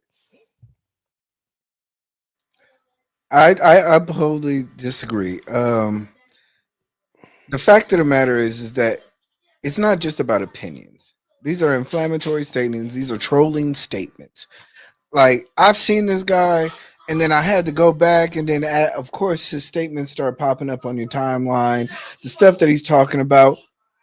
We got to remember, okay, I want to go back to where John McCain John McCain was like what 2 or 3 weeks behind his election with Obama, right? The woman comes up on the stage and says, "This guy's a Muslim." Remember that moment? And He what says did an John Arabic. McCain? Huh? Yeah. He said And he's he's an a Arabic. Muslim, and we want to see his birth certificate and all that stuff. You remember what John McCain did? He says he's a fine man. We just have a fundamental disagreement on a lot of key issues. That's And what said. did he do? He physically did what? Step Took back. the mic. Yep. See, Yep. John McCain knew then that to win the election, it was about those things that you were talking about. Fundamental differences, opinions, and stuff like that. These people that we got in office now have tapped into that. And you have to play when you're playing with fire. There's a statement that's old and true. Malcolm X has said it. The chickens come home to roost. I actually posted that on my Instagram. Yeah, It is, that was on there. and I don't know how much of a true statement it is. I hate the fact that what it is that they've played a dirty game with the dirtiest parts of America, the worst part of America. There are how many millions of people in America? We know what dirty politics and shady politics. Do we forget that Hillary Clinton was held up in a pizza store, or a guy came up to a pizza store because they believed in a conspiracy theory? Nancy Pelosi got her house robbed. This happens on both sides. Rhetoric and bad rhetoric happens on both sides. It's up to us as civilized individuals to say, hey, we're not going to go here. We're not going to go there. But guess what? Somebody went over there. They won the election. And now we're paying the retribution for the such play. And now we're in this battlefield. And I when you say nobody deserves it, I'm sorry. When you stand on truth and when you stand on certain things, Martin Luther King going into the South, fighting white supremacy, yes, he deserved to be shot because he knows what he's doing. He's fighting a system that is greater than him. Those are things that we know that when you go into these situations that, hey, I'm going to fight against something that is greater than myself, that is going to be better for the future, that is probably going to end up getting me killed. So when we say, hey, Kirk, you're going to make these statements in terms of conservative America, yeah, you're probably going to get shot. Because you're going so against the grain and you're doing things that, like, we know this policy and political climate. America is not this stable country. There are fucking crazy people. So when I say that I hate to see another person die, but let's be honest about it. When Tupac's saying thug life, we know what he's meaning. Yeah, we love Tupac because he represents thug life and the poor and this thing, but we also know that thug life comes with something else. This is a part of life. This is not make-believe. And we can't sit here and after the fact and say, oh, he didn't deserve that. No, the motherfucker did deserve it because of the actions that he was in, and he should live with that fact. Just like me, I don't want to do that. Hold on, one last statement. Just like me, I don't want to be a part of none of that shit. So I don't join that shit. I don't say that shit. I'm not a part of that shit. I'm not organizing that shit. I'm not collecting donations of that shit because I do not want to get shot for that shit. Okay, so real quick, you lost me, then you had me because I was about to say and ask, you have Malcolm behind you. He was assassinated. Martin was assassinated. But in my logical mind, I have to agree with you. If you play with fire, you will get burned eventually. Whether people think it's inhumane or not, they were all in territories where it's like you're in a space where people are going to want to shut you up. And like Ish said, ask Lincoln. You know what I mean? So this has always been happening. What I'm more disturbed by is the mob celebrating and happy about it, black, white, trans, gay. That's really what's more disturbing than a political figure getting murked, because political figures have been getting murked since the beginning of time. Do you think that the fallout of this and people celebrating it, what do you think about that, E Black? It's one thing to be like, oh man, they killed another political figure, but people laughing and celebrating and dancing on TikTok, and going, black people going to war with other black people, because they're happy that he's dead because he hurt their feelings. What do you think about that? Someone said in the chat he doesn't even deserve to get punched in the face, like Dame suggested, because he wasn't a violent man and all he had was words. I'll say this. I'm very pro. How do I say this? I like riots. I like the violence, the things that I like to think. I think we're very and as a human society, I like the friendly fade. I love the friendly fade. And I think there's things and events in America that make us come back to the table and have conversations that are very uncomfortable. Do I think that people who are celebrating a man's death is tasteful? No, I would never do that. But I understand the sentiments, but just like probably Malcolm X or any other individual who has passed in the past, like, yeah, they're celebrated because they're on the other side. That's life. Like, it's just life, man. I don't have no real words for that, because I don't really think it's that serious in terms of the real life. I think the conversation in terms of what he was talking about, and then you look at it and was like, oh, what is he talking about? And you're like, oh, he's talking about white supremacy talking points. Oh, that's not a conversation that we're willing to have. Here's what I have to jump in. Give me 1 second. And I get what you're saying, that there are consequences for actions. The consequence for words should be words. If you disagree with what somebody is saying politically, you should offer the alternative position. The guy wasn't going out and saying, hey, white people, we're better than black people. Let's go shoot them in the face. Hey, white people, I think a black person took your job through DEI. Let's go and boycott the airline that this pilot is on. He didn't do that.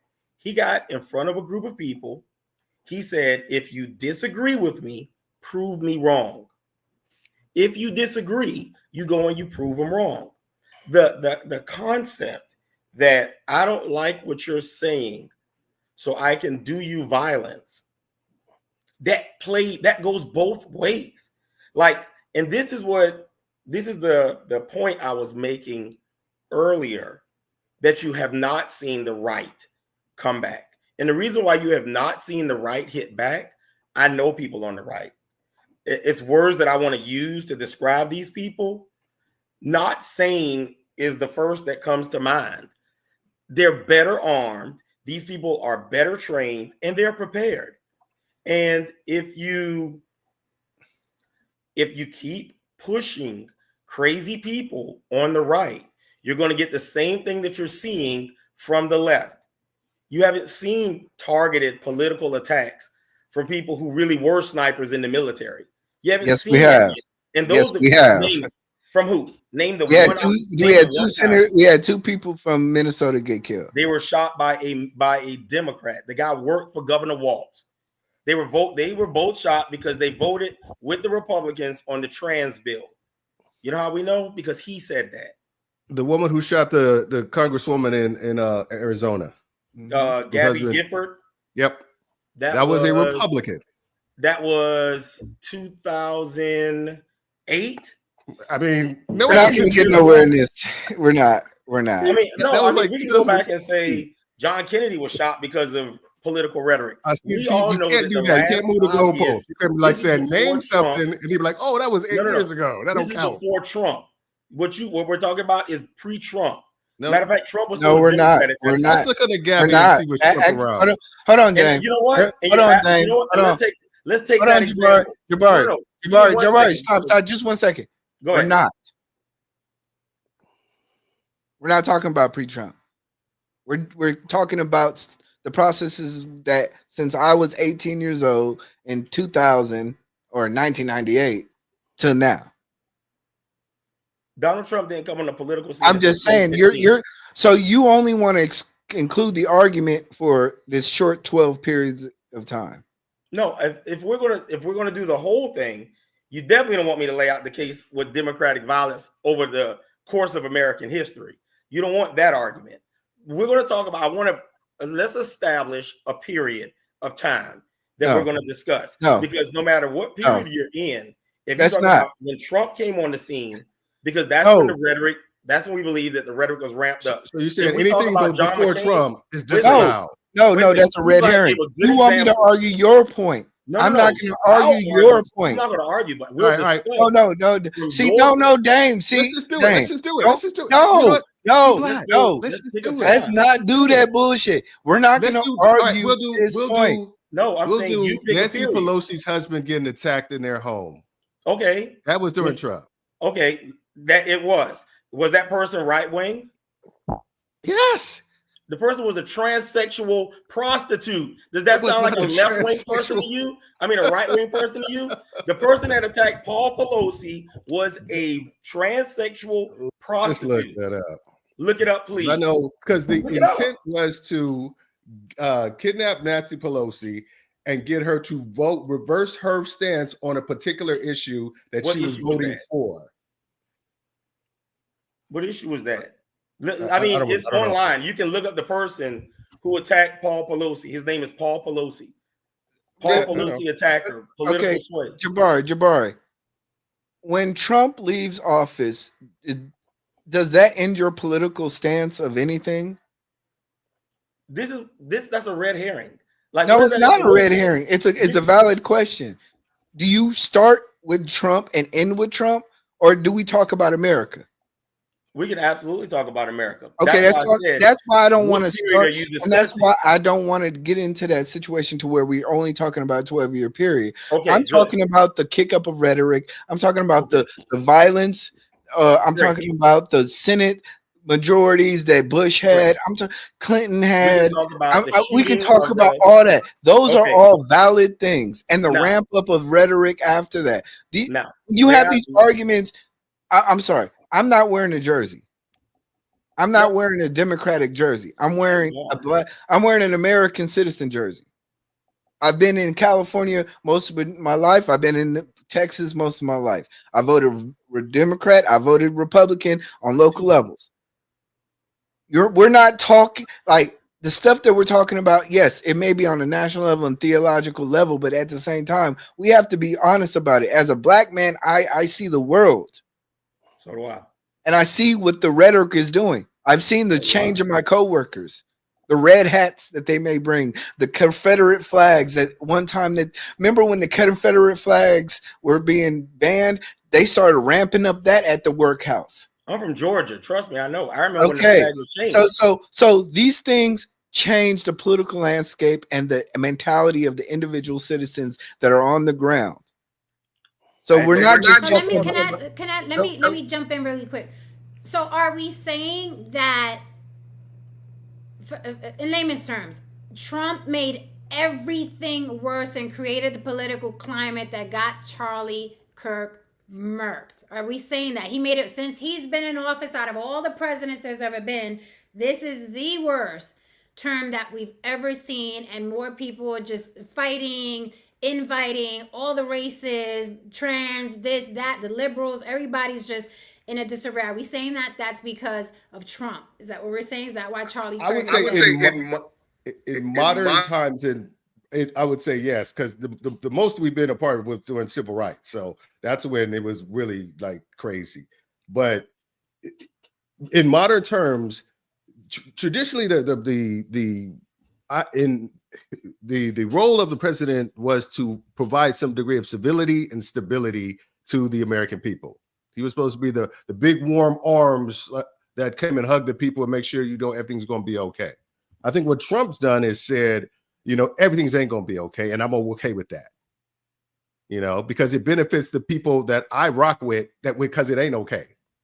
There's this whole old saying, when there's blood in the streets, buy real estate. I think he has that mentality when it comes to the country. When there's disarray, he has that that little finger chaos is a ladder mentality. You know, he feels like that when he's fostering chaos and fostering dissension, he said, then he can hide the fact that he's in your pocket. And he's hide the fact, like, I mean, come on.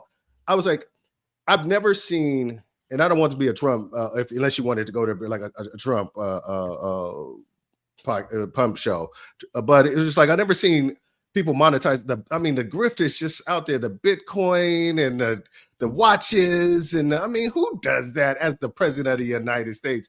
Who monetizes the presidency? Come on. And I mean, because if you don't think that is the easiest way to launder money from foreign countries who trying to get influence, come on. You know, Americans ain't spending buying Trump coin.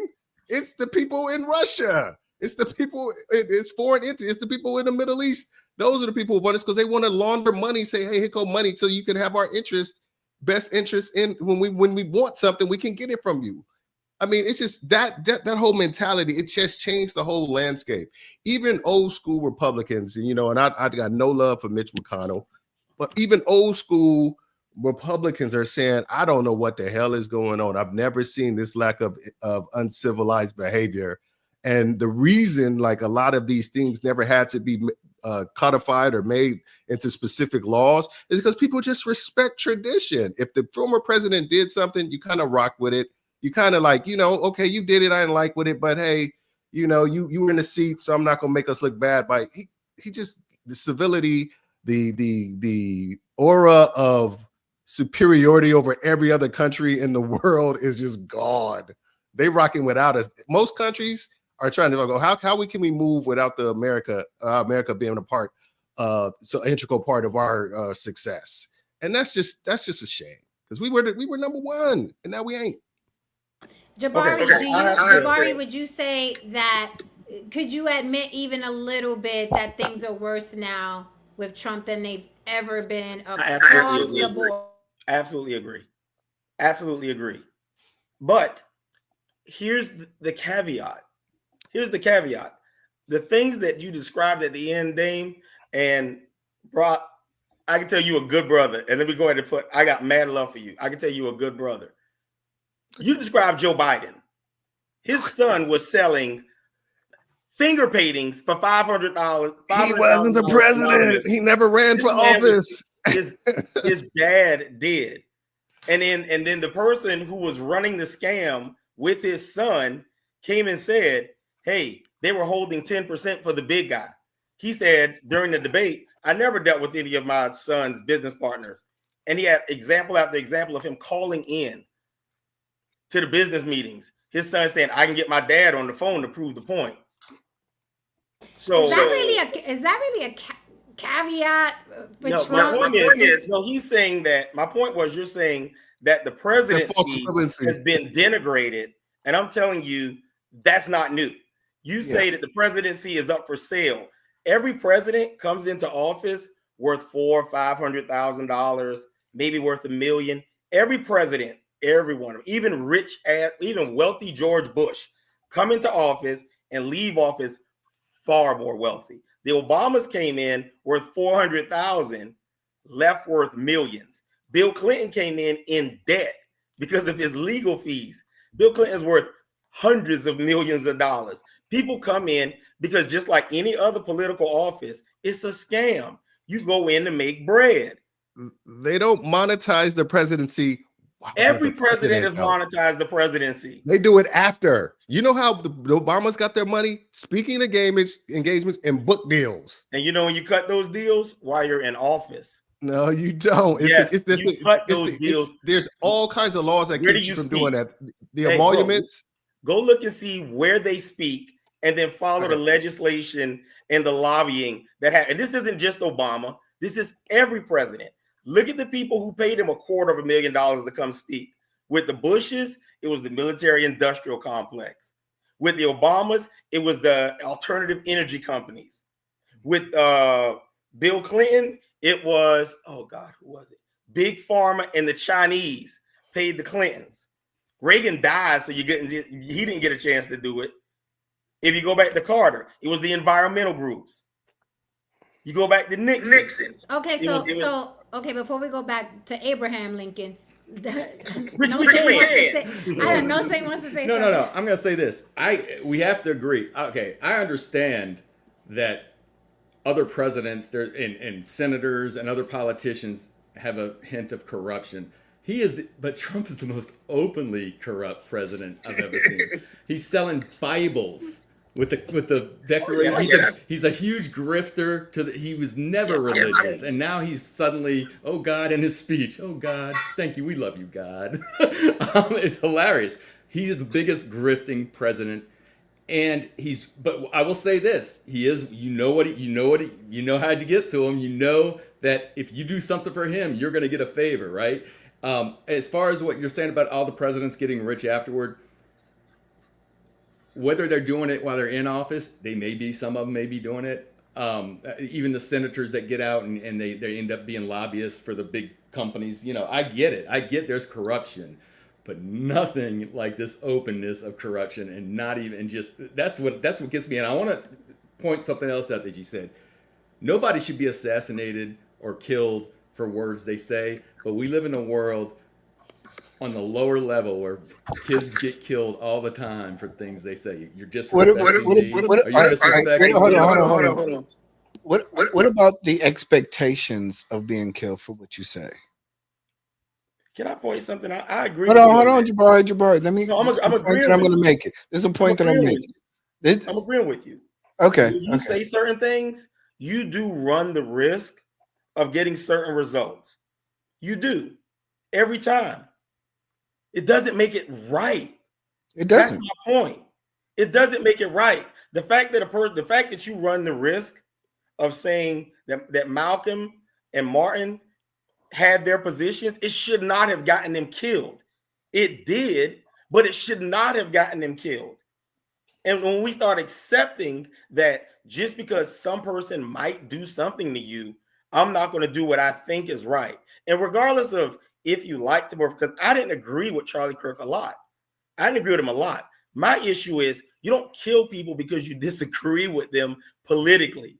Because what happens is the other side starts killing you because they disagree with you. And then the next thing you have is a civil war. I agree with that. But like, once again, we're talking about it. But once again, when we talk about revolutionaries, when we talk about people who are like ground level, these are the expectations of those voices. If you have a position that is so strong, and you're willing to lead people and change people's way of living, you have to have an expectation of death. And the sad thing is, I think the guy clearly did. Hold on, sorry, y'all go ahead. No, I just want to say this because I've heard the Civil War thing brought up several times. I have an idea of what that might look like. First of all, I don't care how many guns people have in the South and how many ex-veterans. They're never going to beat a tank or an airplane or a drone dropping a bomb on them. If the government wants to put that down, they'll put it down. Do you think the second thing is, so a revolution to me would look like, because let's say my state that I grew up in, Louisiana, let's secede from the Union. You still got a lot of people in the cities that don't agree with that. So a civil war is going to be more like what happened just now, which was the guy killed a person for political speech. It's really hard to have a civil war like they did back in in 1863. It's really hard to do that because there are so many mix of people. There's not one clear-cut idea for what we're talking about now. There are people, a big number of people in California that are conservative.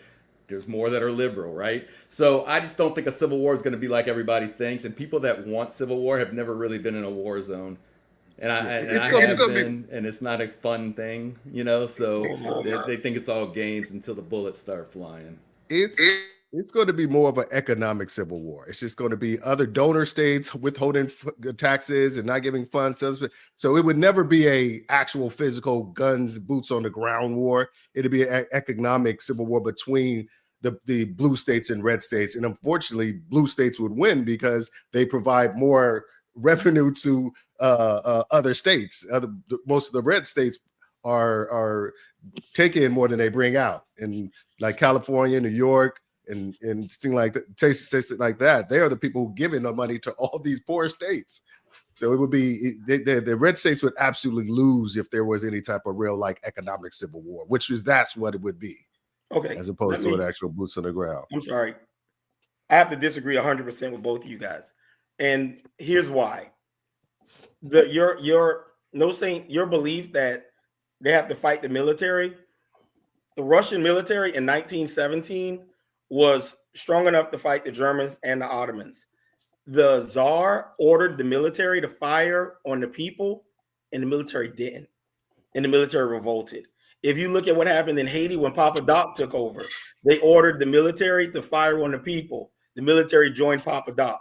If you look at what happened in Czechoslovakia when it broke apart, Nicolae Ceausescu ordered the military to fire on the people, and they didn't. The most dangerous thing a government can do, the easiest way to set off a civil war, is to not understand where your military is coming from. And it won't be a geographic civil war with states. Because if you go to upstate California, E-Black, you live there. The northern part of California is conservative, just like upstate New York. Also, I wouldn't say conservative. I wouldn't say conservative. I would just say non-liberal entity. They're moderate. Yeah. They're more. My point is, it's not going to be I'm from states. there, yeah. What you'll have is cities, because in all of these, even in Georgia, which is outside of Atlanta, Savannah, and Augusta, bright red. But you got 3 cities, and those are population centers that are deep blue. So what you have is blue cities surrounded by lots and lots of red in this country. And the people in the red areas grow our food, and they control our energy. So you can talk about money, but the money won't last in 2 weeks when everybody's hungry.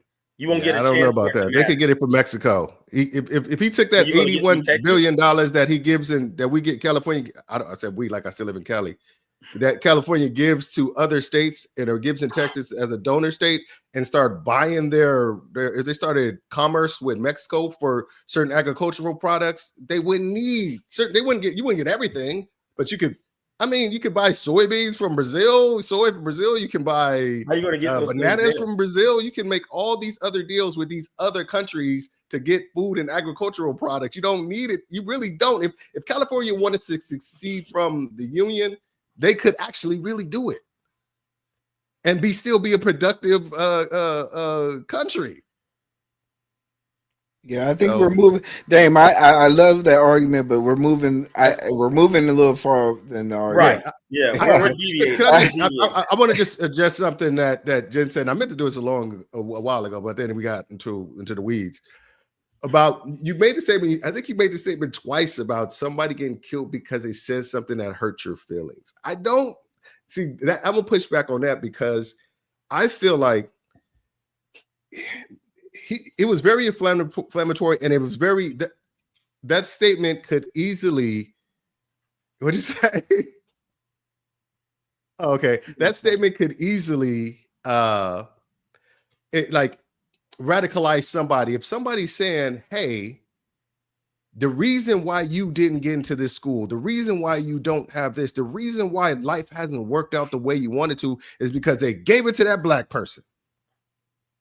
That person, and then that person is like, man, I didn't get into the school I want. I didn't get the job I want. And Charlie Kirk, who, I follow, is telling me that it's because these black people are taking it all.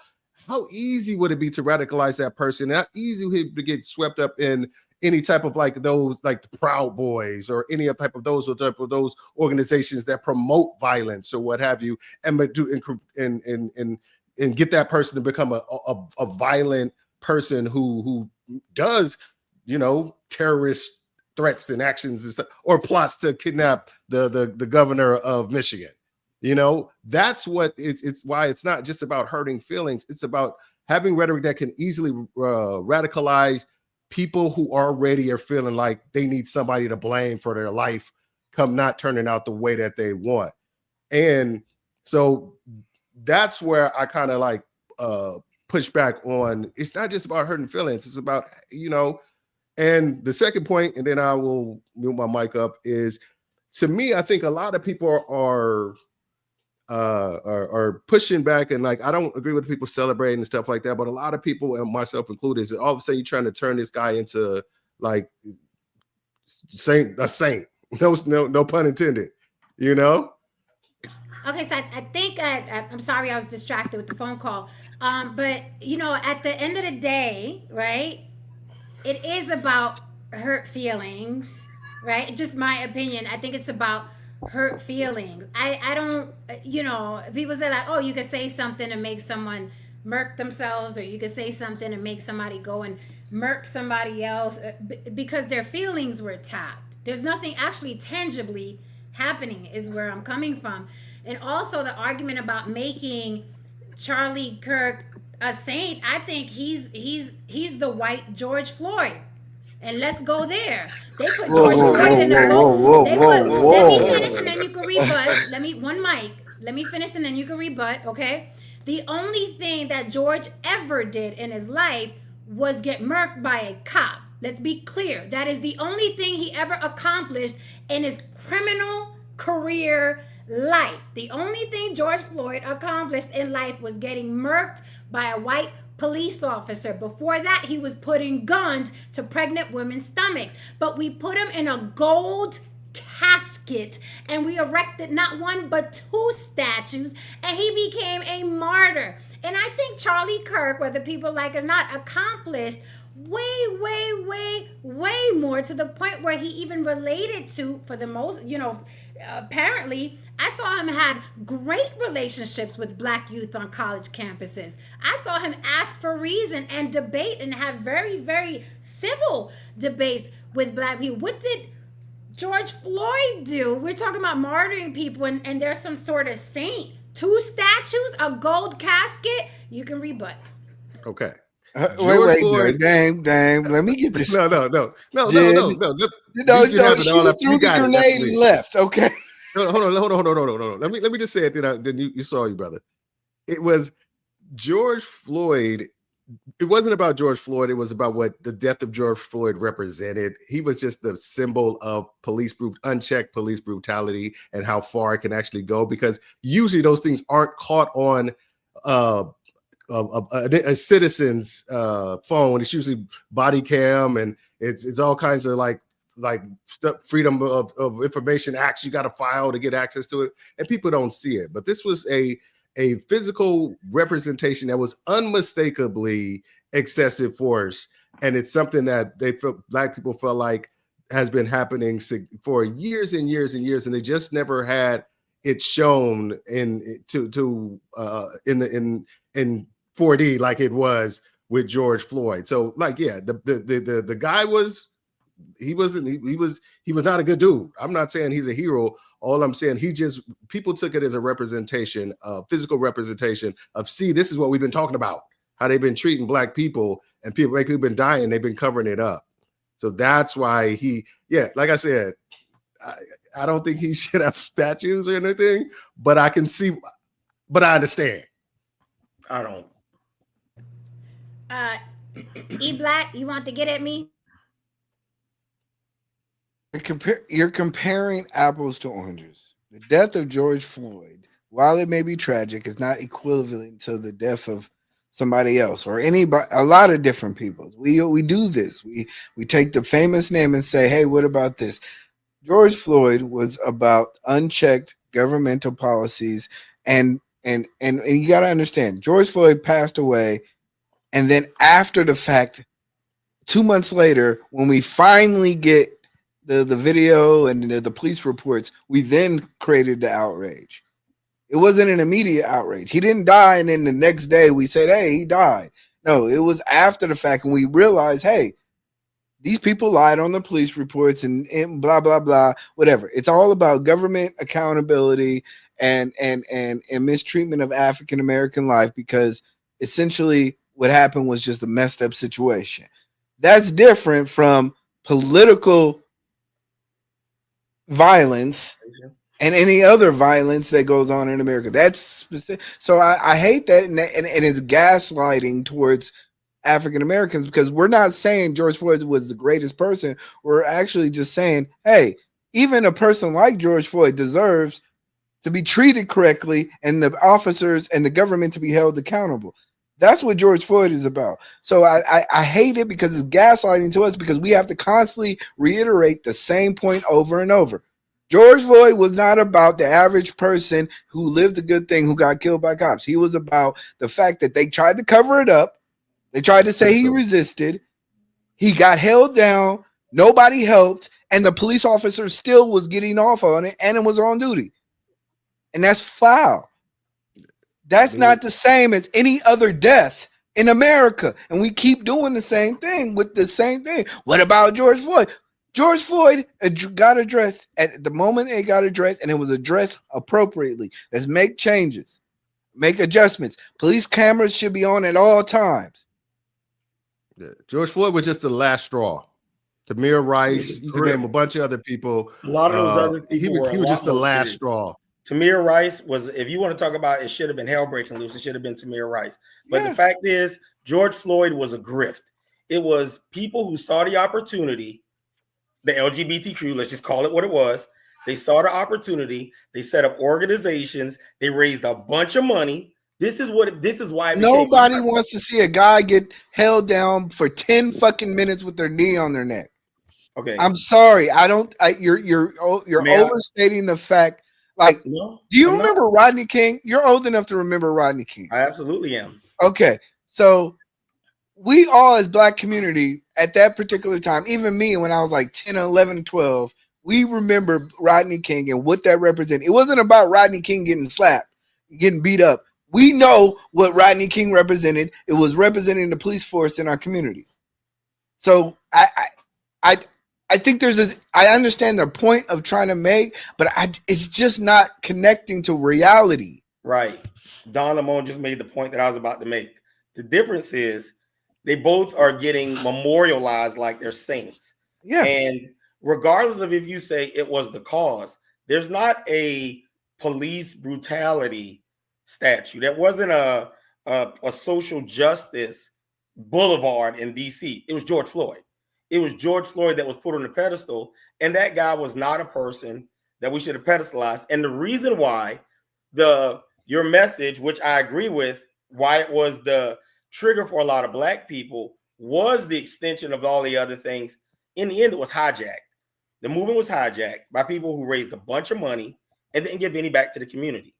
Those are facts, man. I mean, and until we can start seeing when people are grifting on us, people are going to keep grifting on us.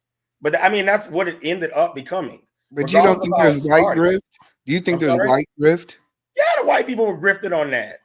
Do you think there's white grift? Do you think white people have grifting on their own suffering and pain? Yes. Because they're out of a job. They're not getting hired. So DEI, religious base, religious, what Israel, whatever, all the other stuff that goes along with the Trumpism. Do you think that you don't think there's white grifting the same that there is Black grifting? I'm going to give you an answer by reading a list.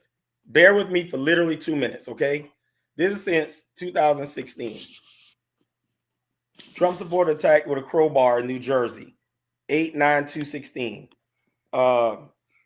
Leftist mob beats up, kicks, pummels Trump supporter for wearing a MAGA hat, 9/28/2016. Republican headquarters in North Carolina firebombed, 10/17/2016. Vandals threw rocks through window at Delaware County Republican office, 10/18/2016. Student supporter attacked at Woodside High School, 11/10/2016. Student punches, Florida University student punches classmate carrying a Trump sign, 11/11/2016. You voted for Trump. That's not a fun. 2 men attacked a Trump supporter in Meriden, Connecticut, 11/19/2016. Now I can go through all of these. There are 189 of them. You forgot Jussie Smollett. Well, no, what I'm saying is I just read the first 2 months. My point is I can go through 182 of these. So when we talk about the propensity or the chance that a person can be radicalized on the right by what No Saint called the dog whistles, we're ignoring the fact that people on the left are actually being radicalized and actually taking acts of violence. Acts of violence, not acts of violence that are directly everything I read was directly political. It was a political attack. These political attacks have been happening. 189 documented issues, and I can post the list in the chat if you guys would like. How many died? I'm sorry, I didn't hear. How many got killed? Oh, I can go through that list too. I haven't gotten to them. No. How about this? I'm willing to bet. Damn, I got this one question. How many people got in fights over abortion? Yeah, exactly. People fight over. How many people got in fights over the low income wage rights? How many people got fight? How many union workers got arrested when they picketed? You're talking about in the turn of the century? A lot. I'm just saying. I understand your point, but you're playing political victim. I understand. Yes, you are. Yes, you are. You're enumerating every instance. What I'm telling you is the rhetoric. You guys are talking in hypotheticals, and the facts. I'm talking reality. No, the facts are. I can give you 189 acts of political violence. You're talking about. Listen to me. It's called politics. You're saying that Charlie Kirk. No, violence is not a part of politics. Since when? There's a reason why it's illegal. Are you kidding me? When? It is not a part of. It's absolutely part of the political process. I'm sorry. Say that again. It's violence has been part of every political process in the history of the world. Did you forget Nick? Did you forget? Hold on. Did you forget Nick? Revolution, just revolution. Did you forget Nick? Yes. Did you forget Nixon killed, actually commissioned, the killing of a person? Are we? No, I'm just saying. Violence has always been a part of politics. It's in the mix. It's in there. There's a reason why if you commit an act of violence, it's against the law. There's a reason why if you kill a politician or if you kill somebody in political speak, it is a different penalty. Because to maintain a society, to keep a society from going into revolution, you have to have the exchange of ideas without the threat of violence. Hold on. So when union workers are in front of their job and they're picketing and they're booing, and these people have to get escorted into the building. When abortion people are in front of abortion clinics, yelling and picketing, and these doctors and these nurses have to get escorted. That's just not politics. That's just the second they put their hand on someone, it stops being politics. Oh my God! It becomes a crime. It only matters because it's Trump. Right? It only matters because it's Trump. No, picketing is not. Protest is not violence. You can say protest when you say yelling at people. I can yell at you, bro. Violence isn't that. Thank you. Are you guys? Violence. Let me wait, because we're going over time. Let me jump in. We're going over time. I understand what both of you are saying. Violence has been a part of politics since the beginning of politics. It is how people get intimidated. It is how votes get, voted. It is how people win. It is how people lose. It has been. I think what Jabari is saying, it's not supposed to be, and that's why people go to jail, right? The guy that murked Kirk, he's going to jail, right? It's not supposed to happen that way. I want to be clear because people are very sensitive about certain things and they get in their feelings, and then it's like they turn off their listening ears. George Floyd did not deserve to die, especially in that manner. It was barbaric. It was evil. It was disturbing to watch the face of that cop while it was happening. It kind of felt like you were watching a horror movie, right? And it's like, no matter how many times you watch the video, you want it to stop, and then it never stops, and then you watch it again and again and again. So it was very, very disturbing. That wasn't my point. My point was, if Charlie Kirk, who's never committed a crime, who just hurt feelings, I know, Dame, you don't like me to say that, but hurt people's feelings, right? If he didn't deserve to become some sort of saint and be on t-shirts, then George Floyd certainly did not. And that was my point. And as far as, it's not about how he lived, it's about how he died. How he died is horrible. There is no argument there. But there shouldn't be statues. And that, in my opinion, there shouldn't have been a gold casket. I thought it was asinine. That's how I feel. That's how I'm going to feel. And I'm sticking to it. And I just want to say, I'll accept Jabari's 189 events. First of all, is it all from one source? And what sources are they from? And then have you looked for the ones that happen on the other side? Because it seems like you do his opinion, you cherry pick a lot of stuff. And when it comes to Wait. when it comes to like, we talked about the governor of Michigan, a plot to kidnap her, the militias that they have and all these right-wing militias. Past it. Yeah, you don't ever address it. You just address the ones that you know how to kind of disqualify. I can address that. I just haven't had a chance so much. We talk about the 4 people. There were 4 people involved with the plot to kidnap the governor. 3 of them were federal agents. The reason why the person the one person that was tried was acquitted. You know why? Because it was considered entrapment. Because the government, the people that were government agents, they planned it. They hyped it up. They were the ones that did the whole thing. And then they tried to bring the 4th guy along. The case was thrown out. And the government, God love them, we put a lot of trust in people whose job it is to stay in power. I mean, their job is to stay in power. And Gretchen Wilson, the governor of Michigan, she was losing her race before that whole thing came up. She was behind in the polls until that kidnapping happened. And then she won. Okay. So I mean, go look up. I understand what you're saying. You certainly go look at the fact. That's speculation. First of all, whether she was going to win or not. It doesn't mean. In other words, I'm not saying that didn't happen. What I'm saying, I'm not saying that didn't happen. What I am saying is there are things that happen.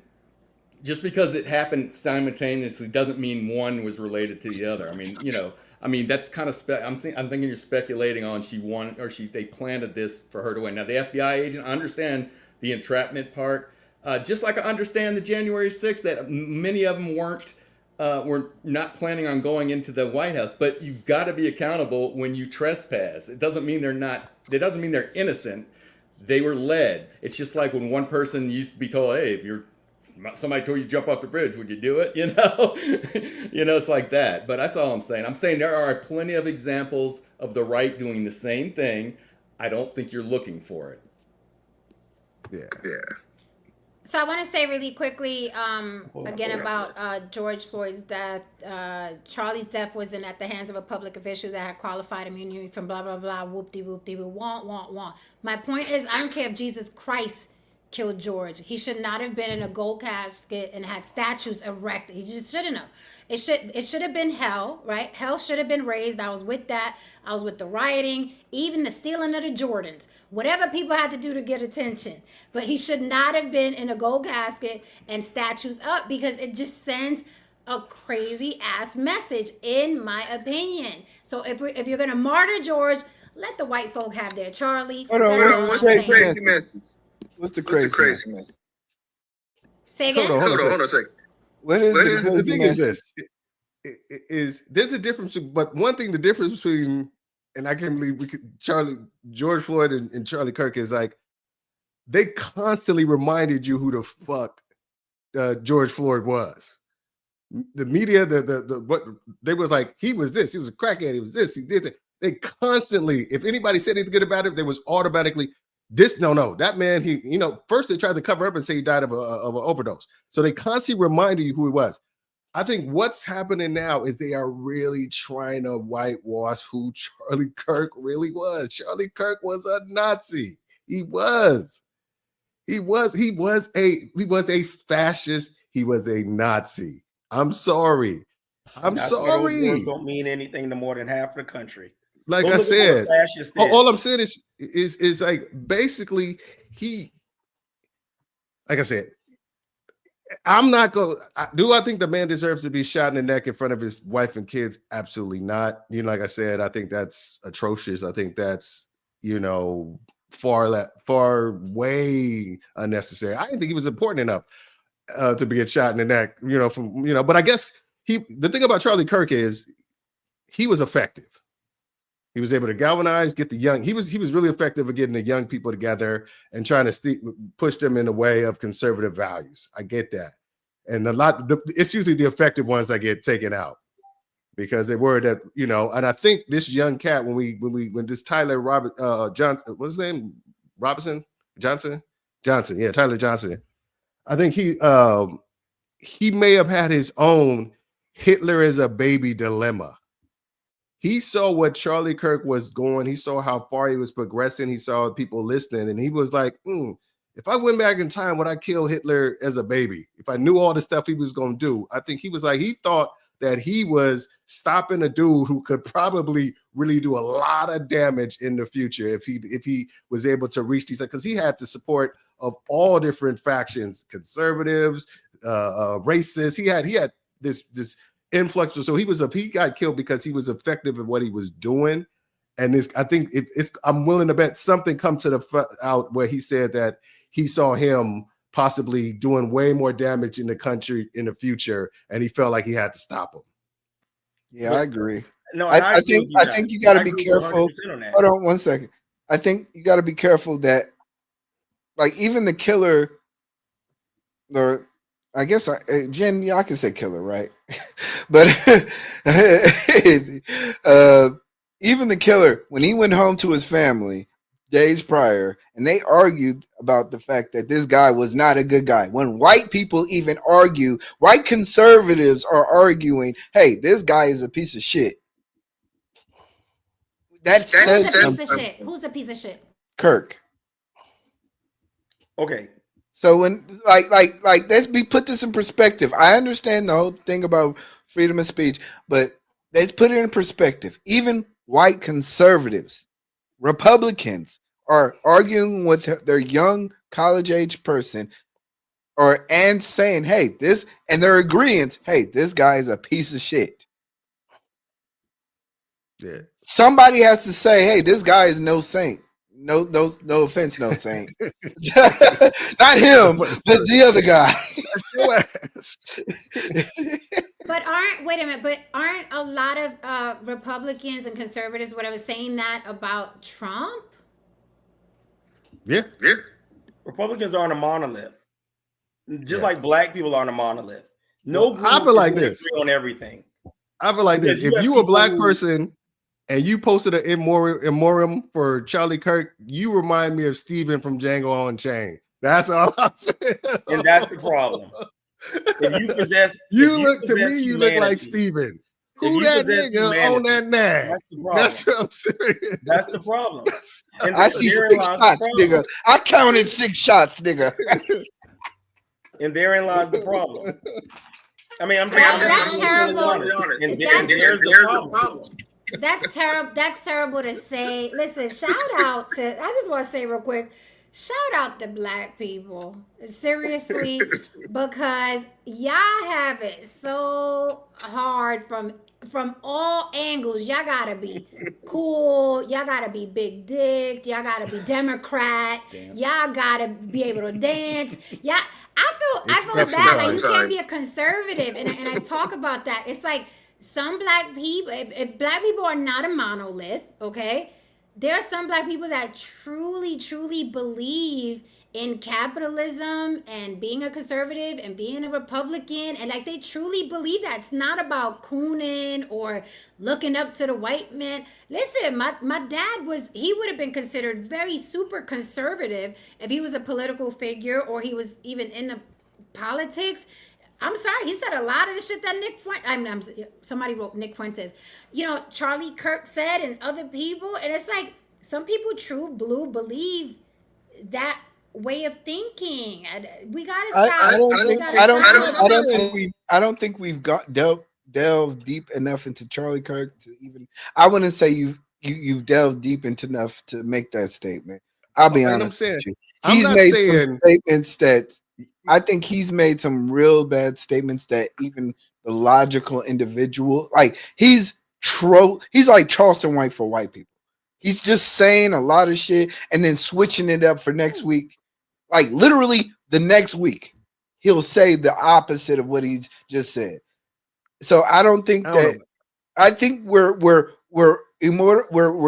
putting him in this Christian evangelistic manner of conservatism. He's really not that. He's a face for the radical clout chasing YouTube Gen Z version of the American society.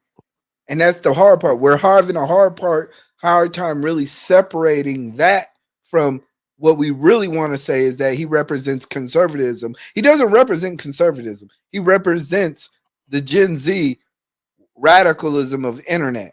And that's hard for a lot of people to really rationalize. And I just want to say something real quick. I disagree. Conservatives say he represents conservatism. I understand what he's saying, but that doesn't mean... I didn't say he says that. I say conservatives say that. Yeah, and I understand why they would say that. They attach it to the religious part of it. They don't attach it to anything else. It's like, they're not attaching it to they're attaching Israel. just the His stance on Israel, they're not attaching it. They're not attaching his stance on this. I'm one question to prove a point. One question to prove a point. Do you agree with everything, whatever political party you espouse to, when it comes to girls and boys playing in the same sports? That is a disingenuous question, but I will entertain it. And here's why. I believe Shawnee Davis should be able to I don't World Series. I think any contact sport, I don't believe that biological men should be in the same sport as women. I think any physical stuff, contact sport, anywhere you have to come in physical contact, I do not think they should. I don't give a fuck. Really. And you just proved my point. We have two guys who agree on a lot of issues, but you had an immediate fundamental difference. The fact is, we're not a monolith. No group is a monolith. You can agree with somebody 80% of the time, and if you have an issue, you disagree with them. Like I disagree with Charlie Kirk on a lot of things vehemently. But I don't think that the guy should get killed because of the stuff I disagree with him on. It's not that we think that he should get killed. It's like you think that is justified. No, it's not even justification. What do you think happens when you deal with the darkest parts of America? If I went out and I said, "Hey, there should be zero taxes on anything," do you think that I agree? Do you think that somebody would have a gun to my head? Yeah, if you were in a position, if I said we should raise taxes and I went across America and said we should have a 25% base tax on everybody, do you think there's a group of people who want to have a gun to my head? About taxes, I don't know. Other than the government, I don't know. But you understand what I'm saying. Any stance that you take is going to create a rise amongst people. That is that is why we have political individuals. These people are taking the sacrifice or the chances to speak for the majority of individuals. But we also understand that the world is a dangerous fucking place and people will kill over their stances and beliefs. But they shouldn't. And that's insanity. And it's insanity. They shouldn't kill me over my skin color. I agree. And you know what it is when they do that? Killed over Jordan. And against the law. They should kill me for Jordan. You know? They shouldn't kill me for colors. They shouldn't. A lot of this world. They shouldn't kill me because I'm in West Texas and our car got broke down. Yes. And it's 1 o'clock in the night. You know? The thing is, like, you guys are throwing these things out there. They shouldn't kill me because I'm high off crack. Guys, you get arrested for that. They shouldn't kill you for that. The fact is, no, my point is, in all serious, you should be able to disagree without being violently disagreeable. And when you can't, it shows one of two things: cowardice, because you're afraid that you can't counter what the person is saying, or ignorance, because you don't have the mental capacity to handle somebody saying something that you don't like. It's one of those two things every time.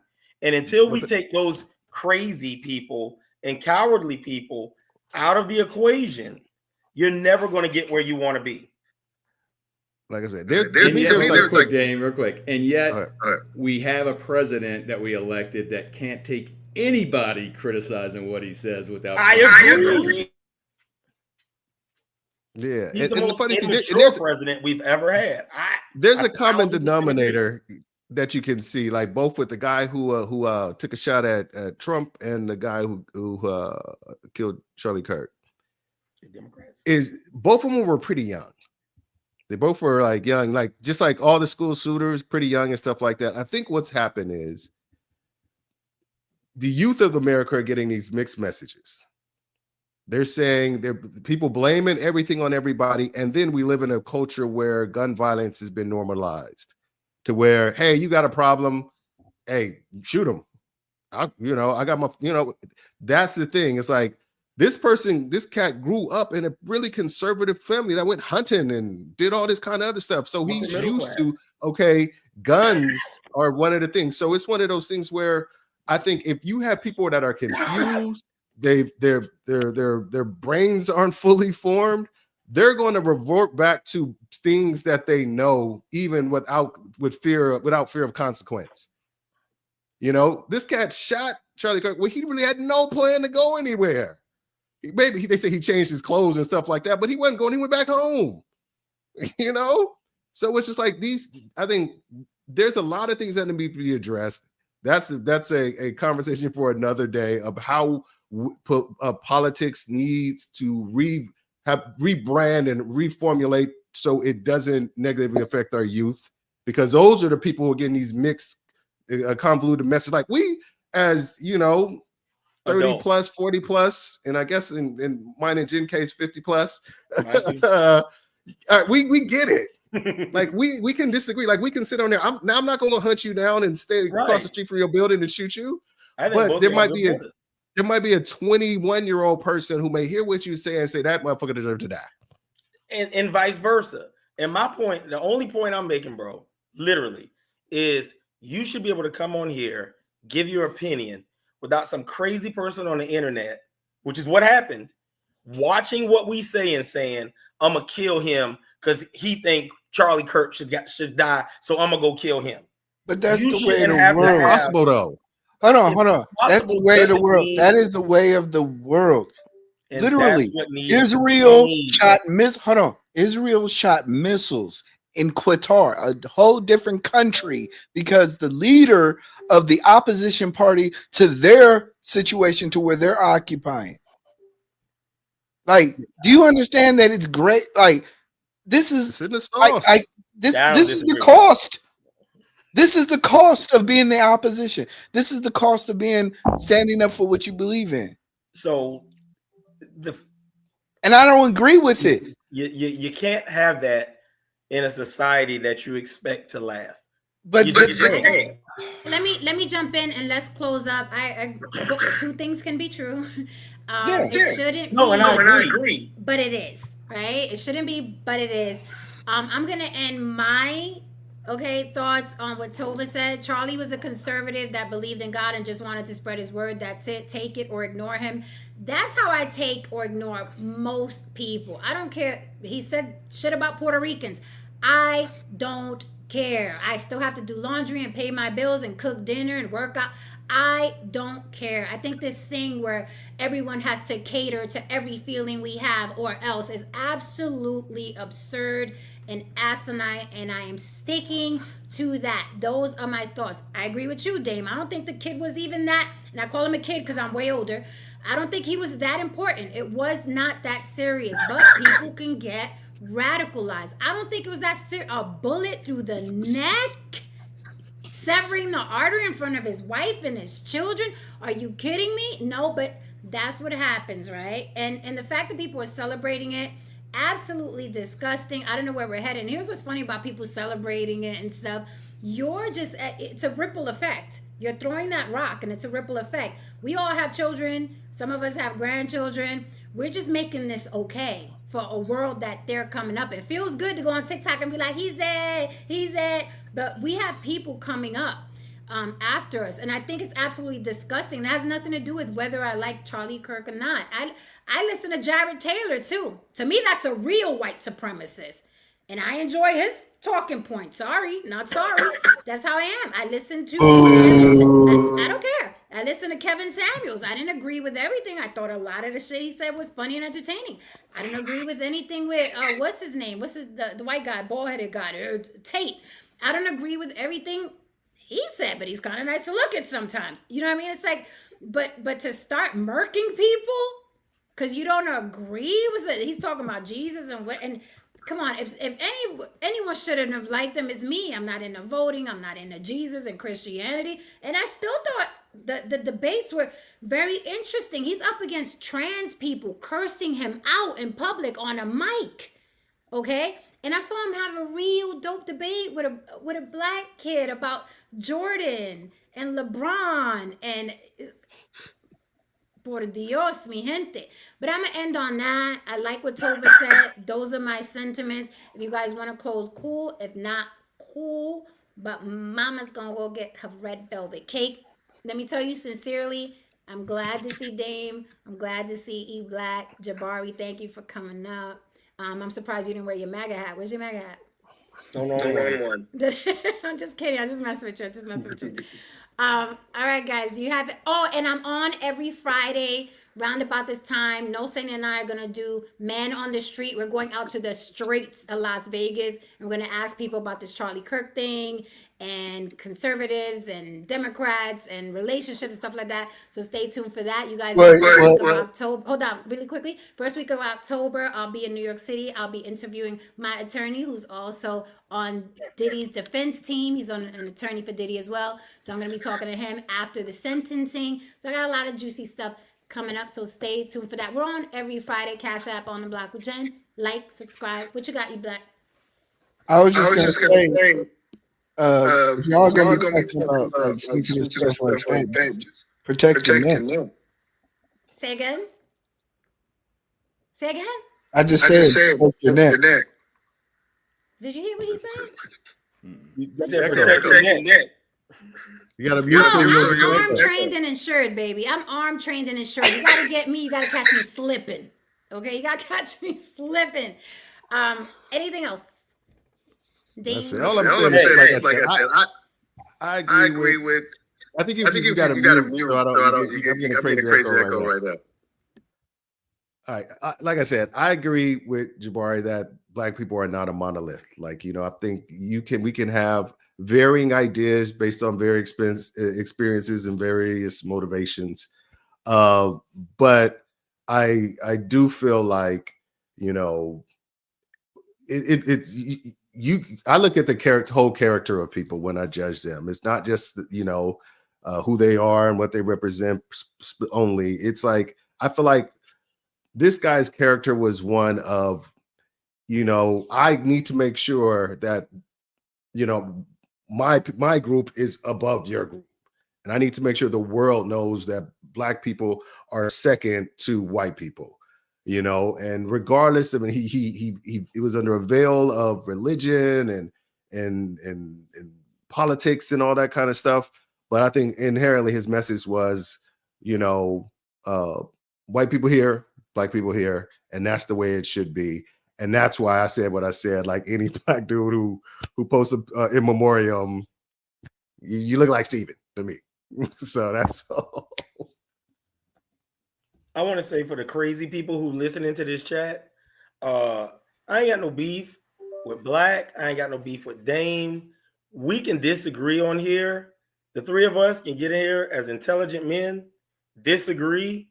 And if I saw him, I would dap him up and buy him a drink. You know what I'm saying? Because you don't have to agree 100% of the time, especially if your goal is to advance us. I'm with you. I don't necessarily have to have the same. I don't have to agree with you on how we get there. Long as you're trying to get the same place that I'm trying to get, I'm with it. So for all of the crazies listening, we can agree and disagree. You should learn that process. White man?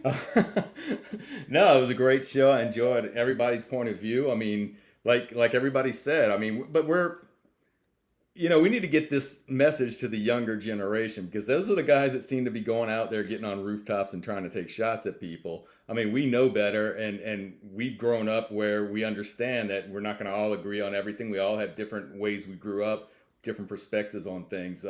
But no, So glad you guys, Dame. Nice seeing you again, man. It's been a long time.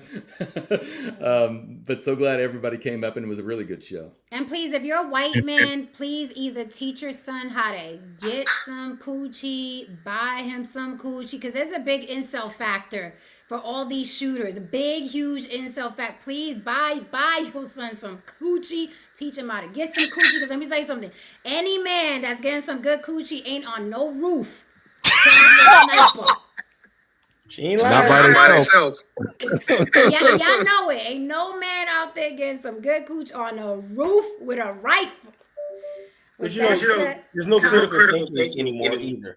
Like when we all grew up, because I think all of us are about the same age. We all learned how to think for ourselves, and they're not taught that. You know, I worked in schools and I run, my business runs an after school program. You'd be shocked what these kids are coming home and saying. They're not taught to think. They're told what to think. And when you got people pulling you, it's like what y'all said, when you got people pulling you in all directions and you don't know how to think for yourself, you snap. And that's when you do stupid stuff. I'll say this, there's nothing more powerful than the youth, and an impassioned youth. And that just is a lesson to the future that we need to empower our youth to do better. My birthday's tomorrow. That's what I really wanted to say. So, but yeah. Happy birthday, brother. More important than the youth and empowering the youth. There's no revolution in this history in this world without the youth, without young people, without the inspired young people. There's nothing in this world that you'll find in the dictionary of history that will separate those two movements without the youth. So, it is what it is.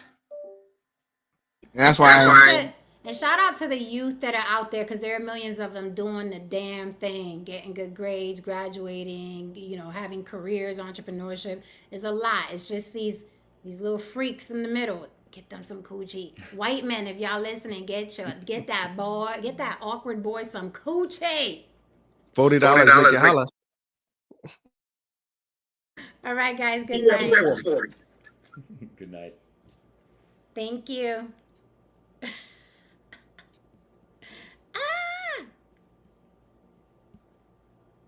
Good night, chat. Thank you. You guys were on fire.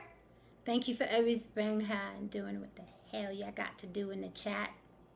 Good night. Every Friday. Bye.